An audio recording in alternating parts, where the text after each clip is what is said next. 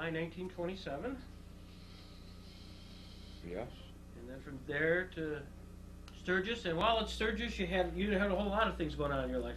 Yeah, Sturgis was, yeah, I spent most of my, at home with my parents in Sturgis Street, probably from 2 years of age to probably, well, maybe 16, something like that, when we moved up onto Price Street. And, well, you know, we had a gang of kids in the neighborhood, and all boys. It was a great neighborhood for kids. And then, of course, the tragic thing too, being all boys, there were so many of them that were killed in the service. Mm-hmm. Our next door neighbor, across the street, 2 blocks away, there's 6 of them that were killed in the war. They were all older than I was, of course, because the war was over at the other time. But that was a sad time, because they were all. I mean, when that first happened, when one of your first kids in the neighborhood, it finally hit home, yeah. The war, and that would be the best way to hit home, is when somebody you knew died. Yeah, well, we were very evident. I mean, they had you hung a flag in your house that designated whether you had a serviceman a kid in the service. I mean, we had one in our house, of course, but that was a blue one. Well, then when someone was killed, I think it was a gold star went up, you know, on a flag, and you hung that in your house just to show. And we had them all over the neighborhood. I mean, I don't know any neighborhood. Talking to your mother and all the rest of these kids and stuff as we in high school, reunions rather. Nobody that I can ever get to ever had been hit like our neighborhood was. When you think 6 young men in the prime of their lives were killed, you know, like I say, the kid across the street, the one next door to us, the run around the corner, Warren Morse, there was Sonny Rumberg, Merle Coffin, or Merle Briggy, Bill Swanson. That's 4 of them. There was 6. I can't give you the other name. And it was tragic. You know, some of them were like Warren Morrison, and they were probably 21, 22 years old. But some of the kids, Billy Anderson was the other one. That was Margaret's brother. Mm-hmm. He was killed on his first mission in the Air Force over there, and he was only 19 when he was killed. What was the reaction in the neighborhood? Great kid.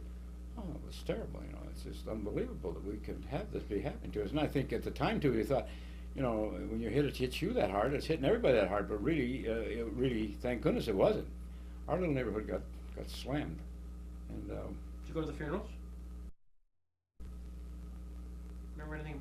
Well, I don't know. I can't remember. Phil Jones, of course, was killed in an auto accident. That's Marilyn's brother, and he was killed when I was at junior high. I waved to him in the morning, and he was killed in that. They played hooky from school.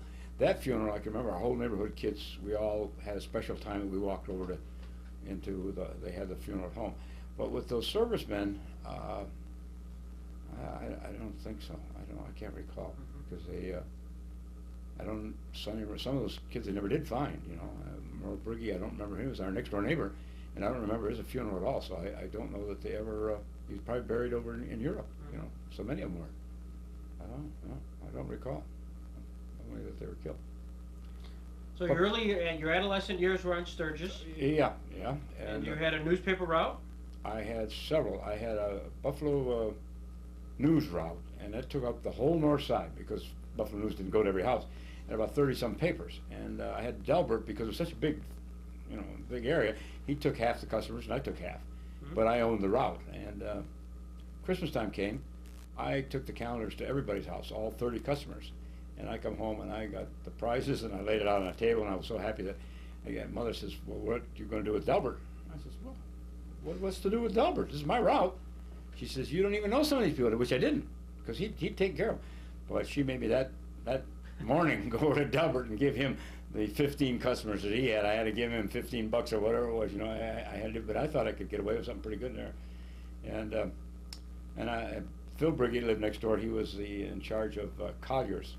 I can't think of a publishing company, but it was Collier's, Woman's Home Companion, Country Gentleman, and I had a route of that. And so I peddled papers all, and Dad used to have to take me, because I sold them up on Sweet Hill and, you know, all over the town. And I was a kid, maybe 11 years old or something like that, and I couldn't really, only way I could get to these places by him, you know, driving me. And that was kind of comical too, because he'd come home from a trip and then have to run me around my magazine route, you know. And then I sold donuts. I had a donut route, and that was a funny one, because there's a wedding on going down Bowen Street Extension, and I had to see the people coming out of the house and have to look at them, and I run my bicycle right in the back of a parked car, and I had all the donuts in my basket in front, and they went all over. And I picked up these donuts out of grass and gravel and dirt and everything and repackaged them, and I delivered them. And I know Aunt Jill found out about it later. She was one of my customers, and she said, yes, we noticed little stones and so forth in our donuts that morning, but nobody complained. I got away with that. And then I had the Post-Journal route, and it was the largest one in town, 162 customers. That was a big route. When you think the kids today got 40 customers, we had 162. And you could, that's when you used to sail them from the middle of the street, every now and then, want to sail up on top of a roof and all that stuff there. So it was a real challenge. And again, Delbert was, any night there was a big paper volume, he was my sub, because you couldn't, we carried 2 bags, both of us. That was a big route. And I had that route, and that's how then Gunnell and Carlson, I don't know, Clarence Swanson had a grocery store on the north side, and those kids used to hang around down there, and I never worked for the guy, but somehow he thought I was okay, I guess, and he's the one that Gunnells were looking for a kid to go down there that had a few years before going in service, because they had 2 guys who were going to be drafted, and he recommended me, and they called, and I went down there and interviewed with Russ and Ernie, and I got the job. And did you know anything about Gunnells before then? I had never been in the place, never.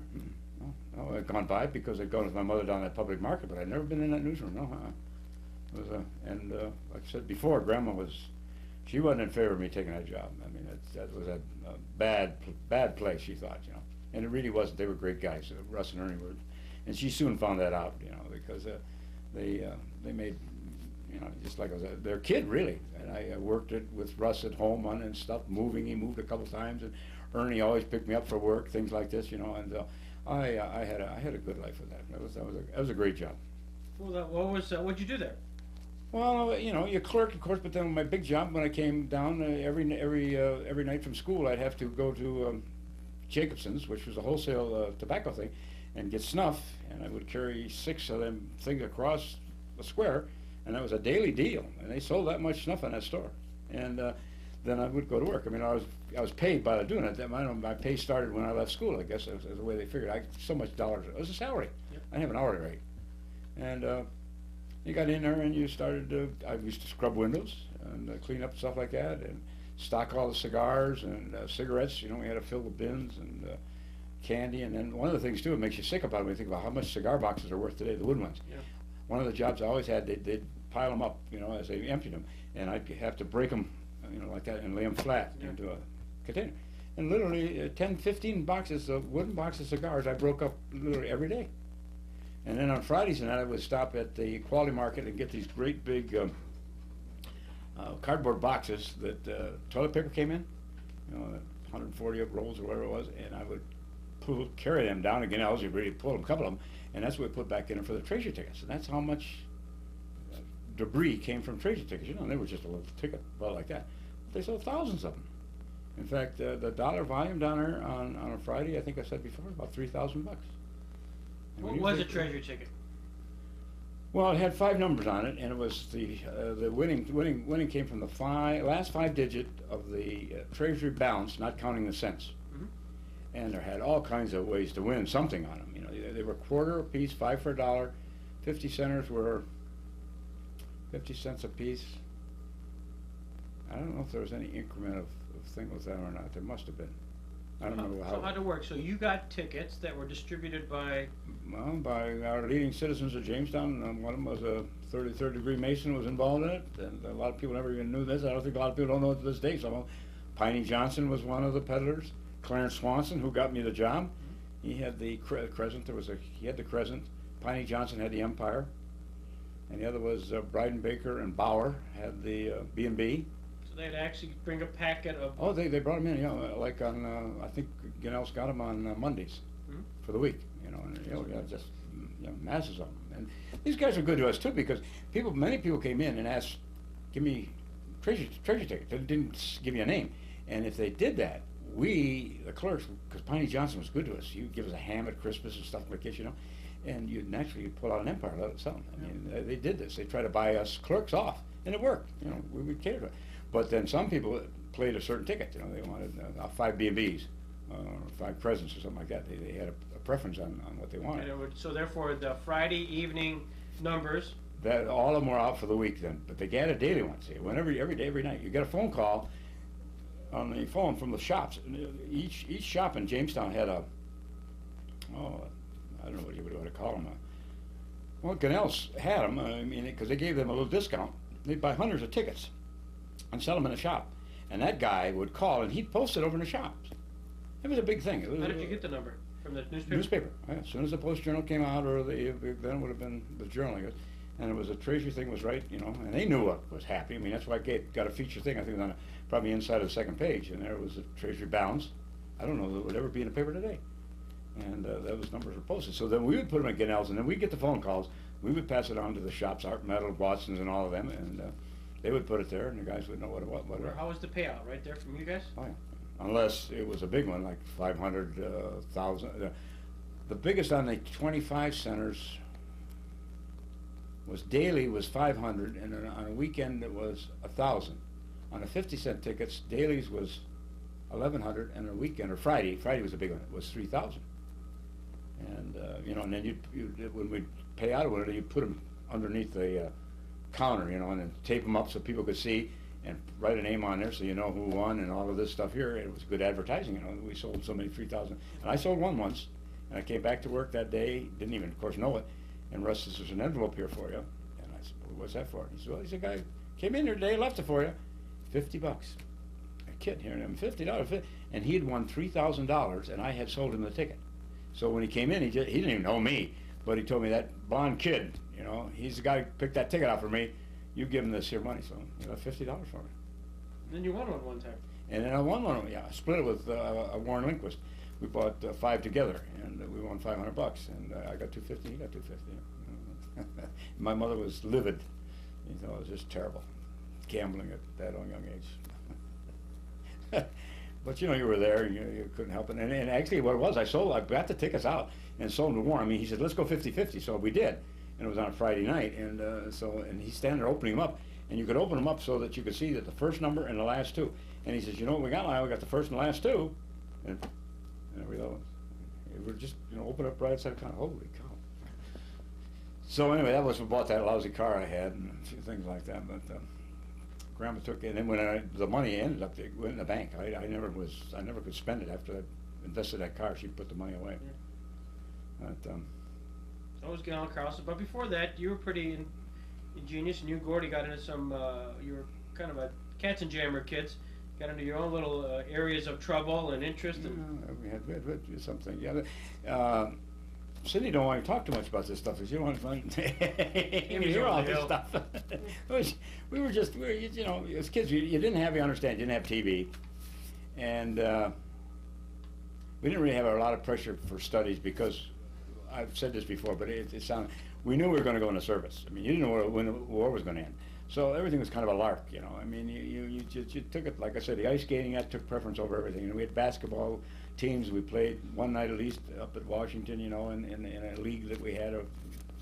Smedberg was our proctor and all that stuff there. So we had things that we had to do, you know, really, really important stuff besides schoolwork.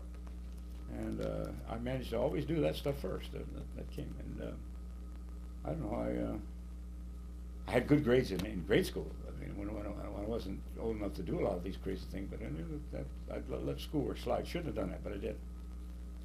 And had to take an entrance exam to get in Allegheny. Mm-hmm. And passed that and got in, but otherwise, you know, I didn't get in on my high school grades, and that wasn't smart. But I mean, you know, I was smart enough to get past instead that. of studying, you and Gordy were out doing other things.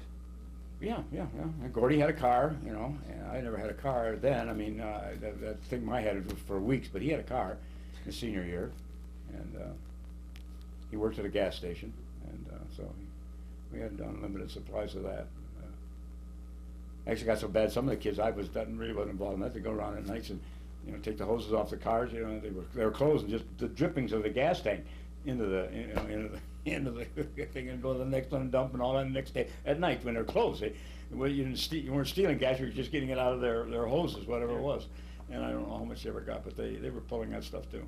And in fact, Walt Klein and Gordy, when we meet at East End Gang, you know, we have a meeting once a month, and there's a lot of great stories come out of that stuff. A lot of great stories. And like I say, nobody got hurt. Nobody did anything really bad. You didn't. You didn't monkey with guns and things like that. I mean, everybody hunted. That's another story on that. But we didn't. You know, there was no. You had maybe a few fights, but that was with fists and stuff like that. You know, that's kids, tempers and all that Hide stuff. behind the screen doors. That true. Well, that's what Grandma used to say. But those guys were, you know, that was Ray Hammerstead and them. They were 6 years older than I was. They chased me home.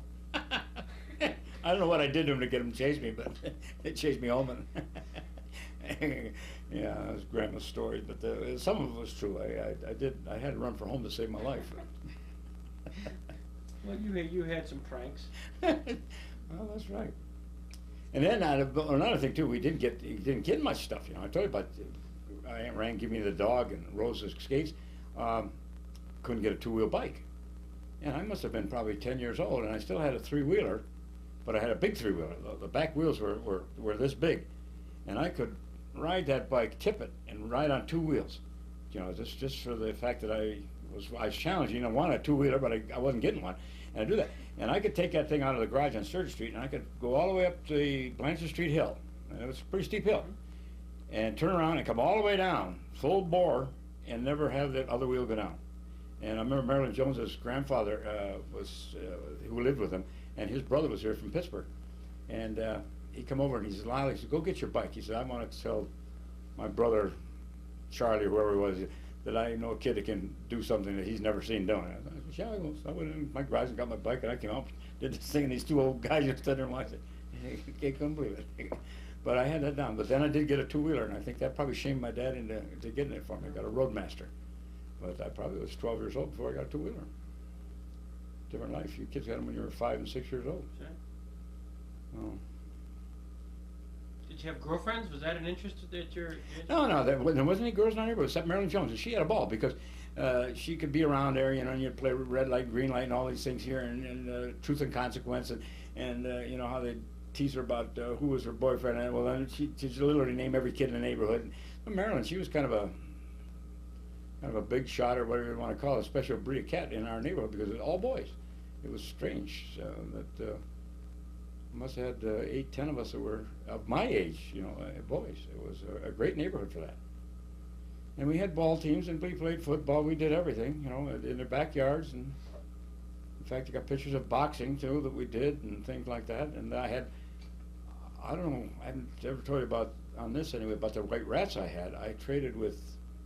Guy's name was Uffy, his nickname. Oh my gosh, I can't think now what his name. We were talking about him the other day with the East End gang, and I traded him something for 2 white rats, and it had a big cage, and it had a merry-go-round in it, and these rats would go around in there, you know, and it was quite a circus act, like, you know. I thought, well, this is wonderful. And one of them had gotten its tail cut off, and he was mean. I couldn't monkey much with him. I kept him in the cage, but the other one I could walk around with him on my shoulder. So I'd walk around the neighborhood with this big white rat on my shoulder. And my favorite target was Mrs. Samuelson, who lived across the street. And she'd see me coming, and she'd be sitting on her porch in the summertime. She said, "Lyle Peterson, don't you come up on my porch with that rat. Don't you dare come up here." And of course that was just, you know, and she'd run in the house. And I had that rat. And I got scared a lot of other people too with that guy. And I had names for him. I can't tell you what they were, but I lost interest in him, I think. And Dad, he said, "We could get rid of them." He was always the guy who was cleaned up my act, you know, and did things for me. So he took him down to Walgreens feed store, and he thought it was Dad was always impressed with just about all these things I ever monkeyed with, you know. And he thought, "I'd go down there and maybe get a $10 bill for this cage and a merry-go-round and everything else, you know." And so when he came back, Mother asked him or something like that. She says, "Well, what'd you get for it?" Because he had told her he's going down to sell them. He says, "What the heck?" He said, "I had to give him a couple bucks to take them." So it backfired all the way around. Yeah. You want them rats. But he had a pet store there, so that's how we got rid of the rats. You guys put some Halloween pranks, didn't you? Yeah, we did our share, you know, but a lot, the older kids were in the neighborhood taught us things too, you know. I mean, we did a rat-a-tat on the windows and would ring doorbells and run, and they put that bag of manure, you know, on it and lit it one time in one guy's house, and he come out in his slippers and to put it out, and he jumped all over in this fresh manure. Oh gosh, that was tough. And then they started a fire in the sewer, and the story was that it backed up into the guy's house, you know, and he had smoke coming up through the commode. You know, whether they did or not, I don't know. Sounds kind of far-fetched, but they claim that that did happen there. But we used to hang tin cans on cars, and one night, Bobby Busey, he was his turn next, and we were all sitting on the other side of the corner there, and Bobby's got the cans, and he's going up to the car, the stop sign, and we see it's the police. So we're doing this. Come on, Bobby, Bobby. He didn't see us, and he puts the cans. The cops have been called up there because the neighbors were disturbed by our making all this noise, and he puts the cans on the cop's car. And the cops jump out of the car, two of them, you know, with flashlights and stuff, and we run. Holy crow, how we run! Well, they caught a couple of guys that were just just happened to be watching us, and they didn't rat on us. But Gordy and I know we crawled in somebody's garage and laid under a car, and we laid there for probably 45 minutes before we dared come out. And we went upstairs in my bedroom, and we said from that day on we were going to go straight. No more of this stuff we were going to do. And then the next day it was terrible because we didn't tell anybody, and the cops have a safety patrol thing down at the Faulkner Street School, and wouldn't you know, the policeman came to put that on, and my throat, I figured they were there somebody had ratted on us, but it wasn't. We found out it was an assembly, we're okay. Well, then I go home, and Hank Campbell, who lived next door with the Briggies, he announces to Mrs. Samuelson across the street. Mother was out there sweeping. They used to sweep their sidewalks, that's how clean everything was, just like the old Dutchman used to do. And Mother was out there, and Hank Campbell hollers across to Mrs. Samuelson, "Mrs. Samuelson, I understand you're the one that called the cops on Lyle last night." That was enough. When I came home from school, my mother wanted a full explanation of what Hank Campbell was talking about, the cops and my name. So then, of course, we had to explain what we'd done, but we didn't. The cops, I think they laughed as much as we did probably, but when it was all over with anyway, but we never got picked up for it. And it was an innocent thing, but it made a lot of noise, and we were doing this at dark, so probably 8, 9 o'clock at night. And when those cars would take off and the things, and of course they'd all stop because they didn't know what happened to their car. There was another thing. They thought something had really happened. They'd jump out of the cars, and of course we'd have a good laugh, and we were sitting somewhere where they couldn't find us until the cops came. But did you ever go to? Yeah, look for fun. You and your dad went to Pittsburgh to see baseball? We went every year. I somehow, because he brought home, when he go to Pittsburgh, he had to go to a ball game, and he'd bring home a scorecard. So I became a Pirate fan when I was probably, I would imagine probably 5 years old. And then I used to listen to games on the radio. And down the street was Ray Alm, who was a New York Giant fan, and we would kind of compare things. The Giants were playing with the Pirates and all that stuff, Melot and all that, and so it was real interesting. Marvy Johnson was a Yankee fan, and Gordy, of course, was a Detroit Tiger, because his reason for it, because we asked him when the last time, how did he ever get with Detroit? He liked tigers. He thought that was quite an animal, and that's how that started. So we all had different teams, and who was your hero in those days as a kid? Oh, well, the Wayner boys were still playing with them and all that stuff. And very frankly, I remember the first game that Mazeroski played. I was listening to on the radio when they talked about bringing his kid up from I think he brought him up from the Pacific Coast League. And, the name you could never forget, Mazeroski. And he was 19 years old, and I vividly remember. But Frankie Gustine before that, somehow, and I played second base in our little teams we had around there. And quite often, that was my favorite position. So they were probably my Frankie Gustine, and then Mazeroski came into the picture. And but Gustine would have been the one probably. And Albie Fletcher, of course, played first base, and he was an idol too. Yeah, I was always. And then my first game I went down there was 1938 or 39. And the biggest thrill of my life was to walk into Forest Field, because you'd been hearing it on the radio described about the Iron Gate and Rosie Rosewell in the pockets, and you just didn't really know what these things were. I didn't even know what I was going to expect when I walked in there. And here was this big facade of dirt and steel in Pittsburgh, because Pittsburgh was you never saw the sun down there because of the steel industry. And you walk into this grass, beautiful old ballpark, and it's beyond description. And so I went to. We'd go down on Sundays. Dad would come home from traveling, and we'd take off on Sunday. He and I and Whitey, Uncle Whitey, and Donnie Nagel, and any other buddy that I took with me, we'd go down and see a doubleheader in Pittsburgh and come back. And I think we did that with you kids Yep. more than once. Mhm. And that's quite a trip to do it. But you know, we loved it. And Pittsburgh had some pretty good teams, and then they had a lot of bad teams there in the '50s. They weren't, but we still stuck with them. You never knew who was going to win a ball game. That's baseball. So you know, Baseball was your sport? I played more football than I played baseball, but I love baseball a lot more. I mean, I was never as I was heavy, big, and I could play football, and I don't know. I just played more. We had a football team in the neighborhood. We had a football team in a league, Louis College League, and Washington Junior High, and all that stuff. And then, you know, that story when they got to high school, how the Moon was, well, he's just recruiting bodies. It wasn't that I was so good, but he insisted I play football. I had my job at Gannell's, and I said, I got a job. But it didn't matter to him. He said, and I was in his math class, and he told me every day for about 3 days in a row, he says, that uniform is down there, and he said, I want you down there to get that 2:30 or whatever it was in the afternoon. I kept telling him, I can't do it again. You be there. Well, he was my math teacher, and I remember I went to assistant principal, and I says, this guy, I said, I got to get transferred out of his math class because he's going to flunk me because I'm not going to play football because I got a job, and I want the job, and I want to play football. You know, I had to quit. In fact, then they sent Doc Watson, who was the athletic director, down to Gannell's and see if they couldn't work out a schedule for me so that I could play football and still work at Gannell's. And of course, Russ Schwartzer said, no, that couldn't work because Rudy was going into service then. Rudy Brino said he was killed too. The kid that I took his place, he was killed. And so there was just no way that would work out. And I look back and I guess I probably learned a lot more and had a lot more fun at Gannell's than I ever would have played football. So I didn't play high school football because of that. No regret. No regrets? I don't think so. You know,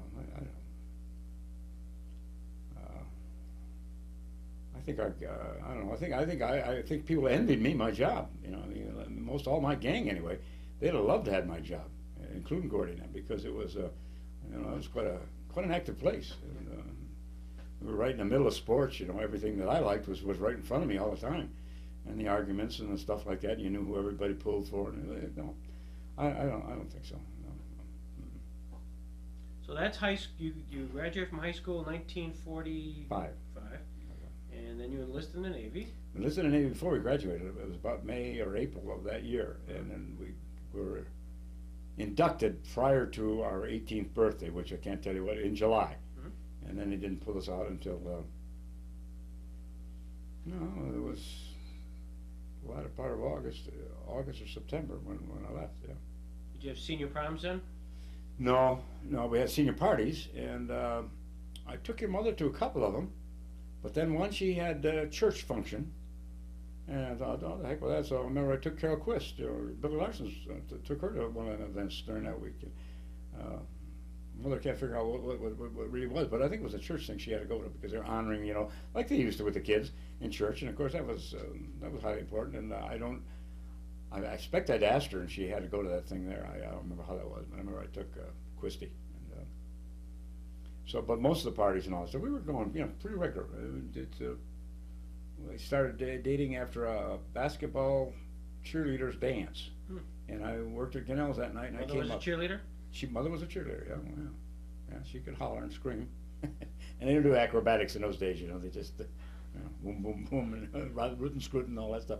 But it was good. She was a cheerleader, and after that dance, we ended up at her house. This would have been what? Senior year? This would have been in probably February of our senior year. Okay. Yeah. I really didn't even know her, to be honest with you. You see, because again, she came from the west side, you know, and I came from the north side, and so much that you didn't really. In fact, there are people that lived around up where Gladys said, like the Constantine kids. We get talking about this. They figured the north side was out of bounds. That was a snooty, rooty bunch of people you didn't even want to know. Which wasn't the case. They were over there, you know, where you used to live, Towner, and in that area there was a lot of wealth in that part of town. But as far as we were concerned, we were just absolutely like them. But they didn't. Marie Constantine, I guess she says she never in her whole years through high school ever went into the north side of Jamestown. The 400 Club? Well, 400s were over there. Yeah. No question about that. Yeah. And we knew all of them. We used to have football games against them and stuff like that. And they were there. Yeah. Anybody whose father had a job like a superintendent, like Eklund, you know, Quake, you know, Quake, yeah. they were considered above him, but they had a salary job, and they maybe made $5,000, You know, I mean, that was big in those days, real big. And that was set us apart. And of course, you had Russ Rogerson and the Lipsitz. He was a guy. In fact, I had a date with her, and I broke it. And he was the first guy in this town to ever make $1 million in 1 year. And this would have been in the early 40s. Unheard of. He tore down the L in New York, and then the Normandy. And they were scrap dealers, you know, and Maury Lipset. And he worked out in New York, but lived here in Jamestown. And his daughter's name was Marcia, and she invited me to some kind of a party. And boy, I just couldn't do it. And I called her and I said I was going to be out of town or something like that. And I didn't go out with Marcia. But she wasn't a very, very attractive gal anyway. But that was it. And no matter, probably any girl would have been at that stage again, we wouldn't have gone to it. But so there wasn't. In junior high, it was, you know, with all guys and stuff like that. We had our basketball, and I played baseball at Washington Junior High, but I had to quit that because I got a paper route, and so I didn't last on that. And Rubens was the kind of guy over there. He made you want you to play every sport, and he had me even on the tennis, practicing with tennis, and I just didn't have that in me to play tennis. So I mean, and again, the paper route came up, and I gave that up. So sport-wise, I hung on to baseball, and I played up into the B leagues. We had in fact, we were champions in the C league, and B leagues. I quit that again because I went to work at Gunnell's, and there were a lot of games on Saturdays, and I couldn't be there. And then Gordy quit because of me. And Gordy was a pretty good ball player, but he wasn't going to be on a team if I wasn't on a team, so he quit at the same time too, which I didn't, you know, was foolish, but he did that. So his baseball career ended when I did. So you started dating Mother in February of 1945. About that time. About that time, yeah. Mm-hmm. And you were sort of an item when you went off to the Navy. Yeah. Now, when did you go off to the Navy? You enlisted in May of '45. When did you actually ship out? I think it was either the end of August or September. First few days of September. I don't know which, to be honest with you, because when I got back home either in September or August. It was you know, it was close to that time. And yeah, I went to Great Lakes and took 10 weeks of boot camp, and then shipped out to Shoemaker, California, and was there probably a week, and then got a ship and got on the USS Oahu, which was a destroyer repair. And we got on it, and we were told that we were going to go to Japan. Apparently, they were either going to go out there and fix some ships that had been destroyed during the war, you know, and to get them towed back. I don't know what their plan was. This was all after VJ Day, right? Yes, everything was over with. And we were out our ship was out in the ocean, I mean, but docked, I mean, or anchored. And we were out there for probably a good, I don't know, probably a couple of months. And orders came that they were going to deactivate the ship. So then we brought it into the what they call inner mole, and started to tear the ship apart. Then about the last week or so that I was there, a month maybe, before I got discharged, we lived on a base, and then went to the ship every morning to work and back and forth. So nobody was living there. The base was where? San Pedro. San Pedro. Yeah. Pretty rough town. Very rough town. And then we took a troop train back, got discharged at Long Beach, Long Island, and came home. How'd you get home? On the Erie Railroad. Oh yeah. And a trip across the country. That was I mean, you knew you were going to get discharged, so it was, you know, wasn't that bad. But you could imagine what it would have been like. Of course, we went on a troop train too. You're just filthy dirty, you know, the smoke, and you can't take showers. And you're on this train for 5-6 days, and you know, it was a rugged trip both ways. Yeah. But excitement both ways. Because going out, we didn't know what we were going to do, and look forward to. I was looking forward to go to sea duty. I was looking forward to, and when I got on a ship, I was ecstatic about it because I thought, boy, this is an opportunity. War over, and I'm going to Japan. You know. Yeah. And I thought this is going to be great. Didn't happen. You're a carpenter's mate. I was, well, not a carpenter's mate, but I worked in a carpenter's shop, and that was a little bit of a story there. They had an opening. They posted out there that, and the guy that was in the carpenter's shop, Jim Conway, and I got to know him, and he had the world's best racket, and they posted that he needed a helper because we were making boxes to ship stuff for the officers and stuff home and all that stuff. It wasn't really much to do with the ship itself, but they needed help in there. So I went to Lieutenant Tucker. I'll never forget the guy. He was an old Mustang too, and a rough, tough son of a gun, you know. And went up to him and gave him the salute and walked in. And I said I wanted to apply. First, I'd taken my test for Seaman First Class. That's it. And I zipped it, you know. And he was impressed with that. He says, in fact, he's the guy that told me I should make the Navy a career. And I said, no, wait. I said, I'll get out of this thing as quick as I can. And he didn't appreciate that. But I came in to him and I said, you got an opening in a carpenter shop. He says, well, what do you know about carpentry? I said, well, Lieutenant Tucker, I said, have you heard of Jamestown, New York? He said, yeah. I said, I have. This was a lucky thing. Mm-hmm. And I said, do you know that that's the furniture capital of America? He said, yeah. He said, I do know that. I said, well, I'm from Jamestown, New York. He said, you got the job. And I didn't know squat about carpenter work. It was, but he just, I think, I don't know, maybe just the fact that you come up with a story like that or something like that, you got the job. And so I put me in a carpenter, and that was good because we'd sleep in the carpenter shop. I didn't sleep down the hole with all these bunks. We had bunk 6 high, you know, that you crawl into at night and all that stuff there. We Conway, and then we could go down at breakfast when we really kind of wanted to. It was a great job. And then you take tools in your hand, and anywhere you go on a ship, as long as you had some tools in your hand, you know, and you could. I used to take a sun bath every now and then up in one of the cowlings that they had on the ship, and you could hear anybody coming walking up metal steps, you know. So if somebody coming up, you had time to get your tool out and, you know, monkey around. The warning was there. Nobody could sneak up on you. And we got to know the ensign on there. He became a navigation officer, poor kid, and he was a 90-day wonder. And when they came back from out of Anahuac is where the ship came out of. That's where they experimented with the bomb and where Phil was. And Oahu came out of there. And they hadn't been out of Anahuac more than about a day. And this kid was made the navigator because they discharged people, so the war was over. And they were lost. And they brought him into the captain's thing, you know, and just raked him over. And he said, well, I want to tell you guys, the head officers, he said, I was a soda jerk until this Navy got a hold of me, and in 90 days they put these things on me, you know. And he says, I really don't know my job, and you know, and he really didn't. And he related the story to us, and he got the ship lost, but the poor kid wasn't his problem. He was forced into a job that he didn't know anything about. But the ship got to San Pedro anyway. So you really had, when you enlisted, or actually shipped out, had the bomb been dropped at that point? Yes. The bomb had been dropped before we got to Great Lakes. Mm-hmm. Yeah. That must have been big news. Oh yeah, sure. We were home at the time that happened. I was still here. In fact, we were playing baseball up at Washington Junior High when we heard this. The sirens of the shops and all that stuff. We all ran home and found out what it was, and of course all ran downtown and all that stuff there. And the first one, the Germany, I can't think which one it was. I think that was the one. I run downtown. I was looking for your mother because I think we called and we wanted to meet downtown. I don't think we ever seen one another that night. I think it was just a bedlam downtown. But that's when Germany. Mm-hmm. When Japan went down, I don't know.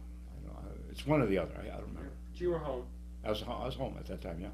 In fact, I think I left within days after that. Mm-hmm. Well, going back a year on D-Day, what was the reaction of Jamestown? Oh, yeah, bedlam. You know, everybody. You know, just great. I mean, it was just, you know, because World War I had been the war was going to end all wars. You know, we'd never have another one, and we had this other one, World War II, within 30 years.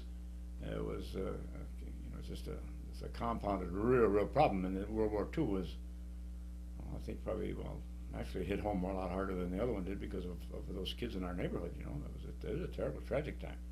So when finally D-Day comes, you know that that's a positive move? Oh yeah. You know, it was a lot easier leaving and everything else. And when, you know, it was over. In fact, when we were out at Great Lakes, it wasn't too long after we were there that they put out the point system and how you had to get points to get discharged. You know, and you could pretty well figure.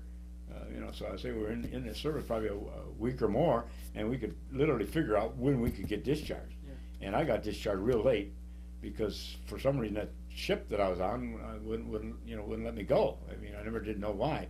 But Itch and all those kids that went in even after I did, because you all enlisted at the same time. But Itch, he got called a month after I did, and got home a month or more before I did. All of them were home when I got here.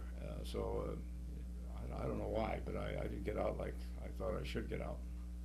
Now, when you came home, you come out to the station. Did your mom and dad know you were coming? So it was. Yeah, I met talked you to at him the by station? phone, yeah, and I can't, I think Dad picked me up down at the station, and I remember I went up and saw your mother that very night, and, we were sitting on the, sofa, and Lundstein, Major Lundstein, that would be, the Salvation Army, you know, was, Etty's father, they were there, and of course, he wanted to talk to me, and he was a sports enthusiast too, so we had to comment, and here's Gladys and I, and we hadn't really, you know, connected at all or anything like that, and finally old CS said, he says, we should all go to bed now and leave the young people alone, you know. Good old CS. You get old CS, so he understood things, and that's how it was. But yeah, I came home, and I wasn't, well, we was home maybe a couple of weeks, and then she went away to school, and I went to AUE, which was Alfred University Extension, because I couldn't get into college because I got home so late. I mean, there's no way I could get my into college, but I did get into several colleges for January, but in fact, there's some in the scrapbook like University of Detroit U, and oh, I can't tell you which ones it were. This would have been January of '46. No, 47, and but I didn't accept any of them because I just didn't want to go then, and then I went back to work at Gunnell's, and I quit AUE, took one semester of stuff, quit AUE, and worked full time. Now, where was AUE? You went to Alfred? All at the high school. At the high school. Yeah, at night at high school. They had everything. I mean, you know, they wore dinks and you know, freshmen and all that stuff. We didn't because I guess we were a little bit older than a lot of the young kids going into it. But it was a thing that was offered to the. In other words, in Jamestown here, anybody that was born in the 40s that didn't get an education, he didn't want an education because they had ways of doing it. I mean, AUE came in here and offered a 2-year thing, you know, way back then, and that soon then became JCC. But they had some of the high school teachers taught in it, and some of their own teachers were here. So it took, you know, I can't tell you what I took, but I think about 16 credits that I got out of AUE that I transferred every one of them to Allegheny. Oh, really? Yeah, they're all accepted. That's why I could get out that year early because then I went to summer session and picked up this time, and then my AUE credits gave me, you know, almost could put it together a year, you know. And I loaded up a couple of other semesters, but so at Allegheny I finished in 3 years. You started at Allegheny when? It's the fall of 47. Why Allegheny? Well, Dad took me down to Carnegie Mellon. I told you that story, and went down there to take an entrance test, and there was 3 questions. I couldn't understand any one of the 3. I told him, "There's no sense in me taking this, Dad. You know, it's a highly engineering school at that time. Carnegie is one of the best in the town, the best in the country." And so I said, I don't know. I didn't really know what I wanted to be, but I sure didn't think that Carnegie Tech was about. So I came home, and Dad traveled into Meadville and all that, and he talked about Allegheny. And then Kenny Johnson, you know, had graduated from Allegheny, and Kenny and Dad, you know, were like this. You know, he used to come up to our porch and sit and talk, and he was Dad's attorney, and you know, all this stuff here. So that there was a rapport there, and I just put an application in down there, and I talked Itch into doing it. He didn't know where he wanted to go, but I said, "Hey, let's go to Allegheny." Well, we did, and both of us had to take entrance exams. But I think that was kind of a must anyway. But I had to really took it for admissions, and we got in, and very happy to be there. And thought it was great. I got accepted to a couple of other schools too for that fall thing. I can't even tell you now what they were, but I did, because I didn't depend on one school because you didn't dare. But Allegheny was the best of, was the one I wanted to go to anyway. Yeah. So.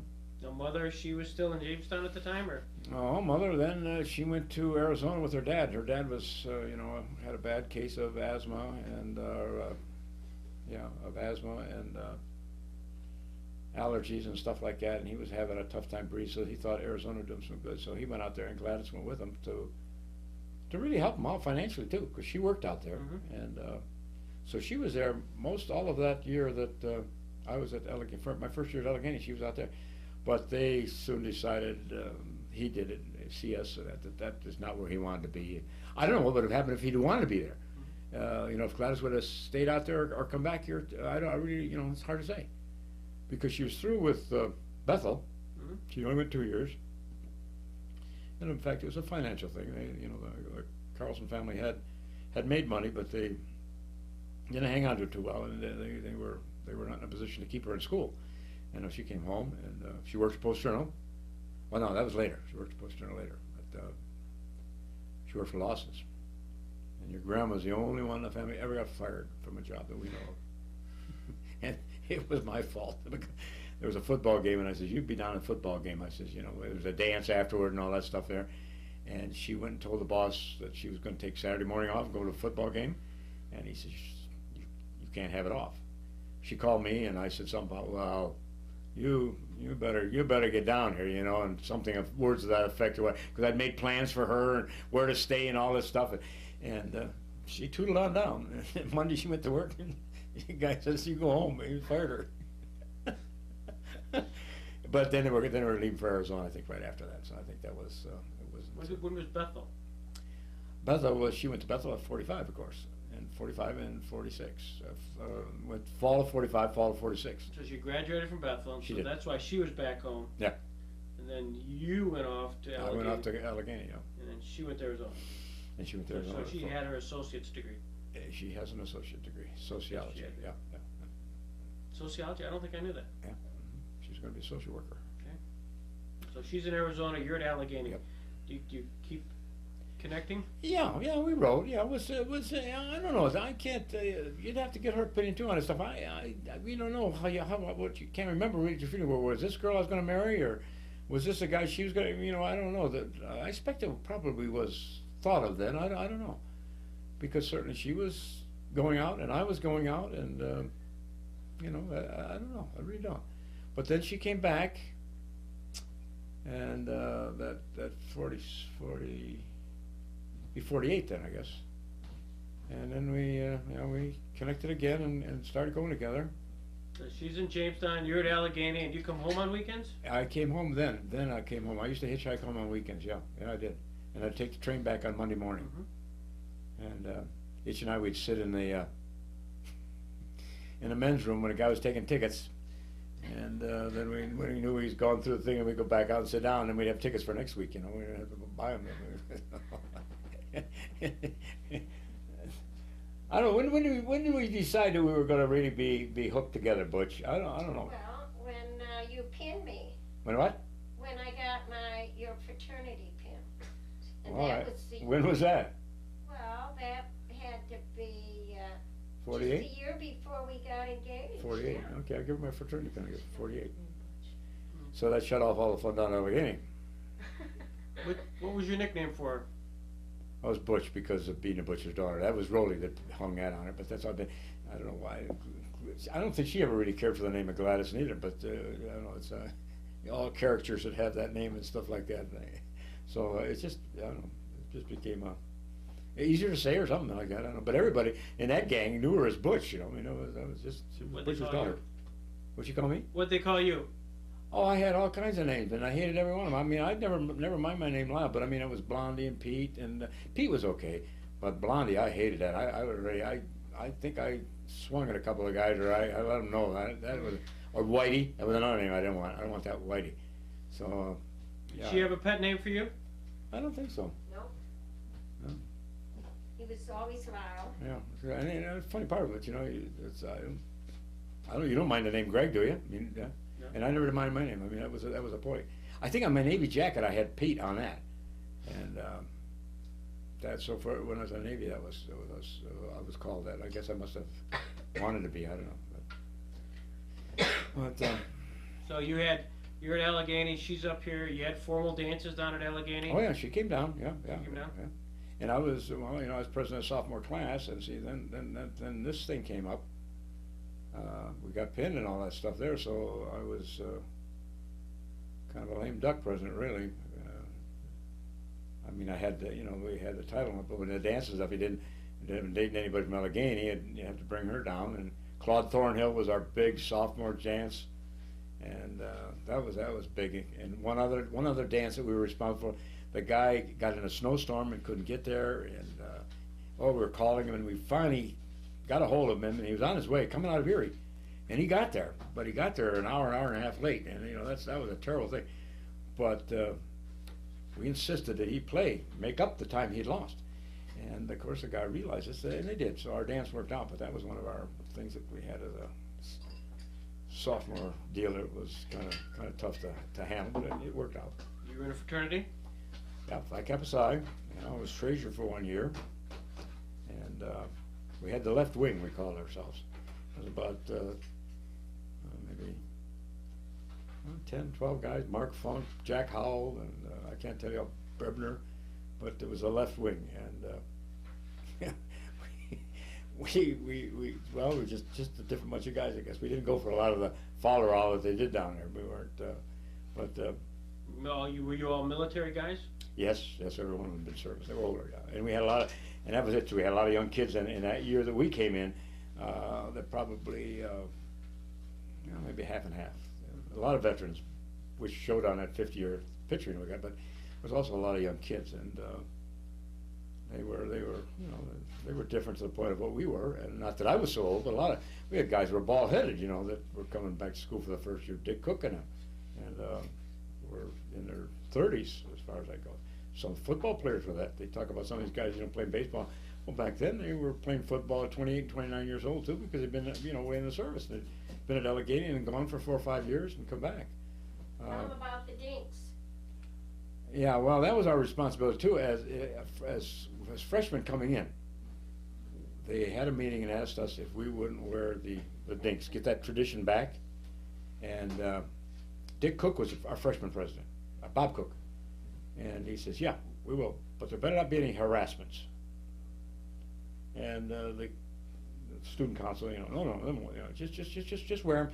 And I think the first football game we were going to throw them away. Usually they wore them until homecoming. Several weeks you wore them. And but we were just going to wear them till the first football game or second football game, whatever it was. And I'll never forget it, because that morning we put them on. We all went down and bought them. I think it cost about $1, and a little stupid hat with a number 51 on them, And we come out of the boys' dorm, and it was Bob Cook and Itch and several other guys, older guys, all of us. And we're walking, and some kid comes up and looks at Cook, and Cook was bald-headed too on top of it all. And he said something about, like, look at the monkey, to Cook. And Cook threw his books down, and he took after this kid. And they run until, Cook couldn't catch the kid. And then later in the day, something happened. I was not a part, I didn't see that one there, but where they threw one of the young freshmen into the pond down there by the creek. There was enough water that it was, threw him in the creek. And it all just paid. So right away they had a meeting of the student council that night and said, forget the dinks. So we didn't. But then I became the sophomore president, and then they laid it on us again. We've got to get this tradition back. And you guys have been here a year now, and certainly you know that what we want, and can you do it? So we did, and we again wore them for a very brief time, but we got it back. I don't know, did it last for you guys? Did you have it? No. But it went on for a few years after that. So, but it had been a big tradition, that had lost its way because of the servicemen and stuff like that. So they got it back. And you were starting a movie. Yeah, they made a movie. Yeah, that was for the carnival down there. I don't know. I can't really tell you how that all happened, but I got the lead role in that thing there. Well, I know what it was. I was pledge class president. That was it. And so I was down at the house a lot, with this thing here. And naturally, these older guys, and I don't think many of them wanted to do it really. And I was naive enough, I guess. I said, when they asked me, I guess I said okay or something like that. So we made that movie, and it was a moneymaker. Man alive, they had that movie in one end of the Montgomery Gym. It was a big carnival, and you had to pay, I don't know, a quarter to go in and see it, and they jam-packed that thing for every showing of that movie because the word was around. It was funny, it was kind of a clever thing that they did. And I don't think anybody prior to that had tried to make a movie, I think this was a brand, Dana Harlan was the producer, and as clever as he was, and it worked. And then they sold slaves and all that stuff. I don't know if you had it. They raised money for some kind of a benefit. It was a big deal. So that was in my. And I played softball down there in that league, and football in that league. The intramurals. Yeah. And did you work down there? Did you work in Meadville? I was treasurer of the house. I got paid for that, Oh, you did? But I didn't hang on to that too long. I quit it. They didn't quit me. I quit it because. Again, I was carried a lot of hours, all the time, carried a lot of hours, and I guess I was planning on getting out of school early, not because of Mary's then, but I still took all the hours they would allow me to take, I took, and schoolwork was, you know, and that treasurer's job was a pain in the neck because we had two women, you know, we had a cook and a woman that made beds, and then we had these two people that lived there, Pop and Mom Dunbar. So we had 4 people, and they were all on the payroll. So you had a payroll thing, and you know, and everything else. It was a pain in the neck. Bob Miller had been the treasurer, and he recommended me for it. But Bob was a Phi Beta Kappa Plus, you know, and all this stuff there. He could do anything. Well, I got on it. It was more than I wanted to handle. So I quit it after 3-4 months, I guess, whatever. But I did get paid for it. It was a paid job. But I don't think I did. You didn't work while you were at Well, school. not there. But then when we got married, I worked at Montgomery Ward. You know, my last year of college, I worked at Montgomery Ward. So your junior year, you decided to get married? Was that? Well, yeah, well, it'd been my second year at Allegheny. Yeah, that. 'Cause you only went 3 years. That's right. Second year when your mother came home, I gave her a pin. That was it. Yeah, I gave her the pin, and Rach wasn't too happy with that. I mean, well, just simply figuring I was too young to be thinking about anything like that. You know? I mean, I told her, I said, it's just a gesture, you know. I mean, but she read into it, which, you know, basically most guys that did give pins away, that was a gal they ended up with anyway, whether it was college or where it was. And but that was it. She just thought it was a little premature. But then the next year, for Christmas, I bought the diamond ring, and Dad went down with me to the watch shop and helped me pick it out and all this stuff here. And you know, it was cast in stone then. So, and I didn't know how we were going to make ends meet. But you see what I did. My GI Bill paid more when I got married, and I did not take it this junior year because then I lived off the money I had in my bank account that I made at Gunnell's. I had a few $1,000s in the bank. And I used that money to get me through a second year and save my GI Bill, because I didn't have a lot of GI Bill because I wasn't in the service that long, but I had enough. So then I took as a married man in my last year, and that gave us enough to pay the rent and my books and stuff like this. And then Gladys worked for Sears catalog office, and I worked for Montgomery Ward store. So, you know, we did okay. We didn't, you know, there was no real pinch on money. You know, we weren't rich or anything, but we could buy food. And we'd come home a lot of weekends. No, we did not. Not at Allegheny. We didn't come home on weekends. No, we didn't. You're fast forwarding here. At some point, you decided that you wanted to get married to her. Yep. And you went down and you picked out a ring. Did Mom know you were looking at a ring? Yeah. I tried. I think I tried to keep it from. I went up and talked to her dad about, you know, I want to marry Gladys, you know, and he thought, he says it's apparently I was the guy she wanted, you know, and she had other chances, he said, and we never did know she had any. Yeah, but I guess she could have certainly, but she just you know, you're the guy, and so we talked about it, and he gave his blessing on the whole deal, and so from there, she certainly knew what, you know, was. I mean, we'd been friends, or you know, going together. My gosh, 4 or 5 years almost. You know, a long time since high school and service, and you know, I guess we knew each other pretty well by then. And you know, you had your ups and downs, and quit this and quit that, and did this and did that, and you know, and certainly it wasn't always a smooth ride because we did other things, you know, and but we always kept in contact. I think that was the thing too. We you know, the letter writing would sometimes take a little longer from both ends, you know, but we'd always, you know, of course, through that 4 or 5 years, we never really forgot about one another. Put it that way, and. Then when she came home from Arizona, that was from there on in. I don't think that there's any question that we were going to be an item, I guess. Yeah. And then I think it was probably that Christmas time I got it when I gave her the ring or something like that, or the pin. And then she got pregnant at Allegheny with you. Mm-hmm. Well, let's just go. We don't jump ahead too fast here now. So you decided. When did you give her the wedding? Christmas Eve. Engagement, Christmas Eve. Christmas You Eve. nervous? I was very nervous. Yeah, I was very nervous. Yeah. I remember a sequence of events broke down that night. Sometime my shoes broke the line, and I went to go out of the house. Mother and Dad, they were at some other Christmas party or something like that, and I pulled the doorknob, and it came right off my hand, and I had to go get a screwdriver, you know, just little things like that. I thought, what in the heck's happening here? But no, I got over to her, and I can't remember where I think we went out in the car, and I gave her a ring, and then we went to Carlson's Christmas Eve thing, and so she could show it off. And like she says her own admission that there wasn't one soul that was, excited about it, because they just felt that, about time, yeah, exactly, that's what it amounted to. This would have been in Christmas of what? Would have been Christmas of 48. 48, and then you got married? September of 49. September 49. And you would have then... And I went to summer school that summer. Summer school? And so I didn't work. I came home, then the only work I did, I worked for Henry up at the Sunset Bake. I cleaned the first sumac and all that stuff off when they bought that big place of land, and they needed a lot of land cleared. And I don't know what he paid me. It wasn't much, I don't think. But I went up there and spent a couple of weeks clearing land for that Sunset Bay. It was just a great big rough old field. And then we had the wedding, and Harold married us. And that was on a Sunday, right? Sunday it had to be because of meat market. Henry brought her down the aisle because her dad couldn't, and Harold, like I say, he married us. No, at the time CS had what? Parkinson's? Parkinson's, yes, yeah, he was. I knew him, of course, from Gunnell's. I knew who he was long before I knew who Gladys was.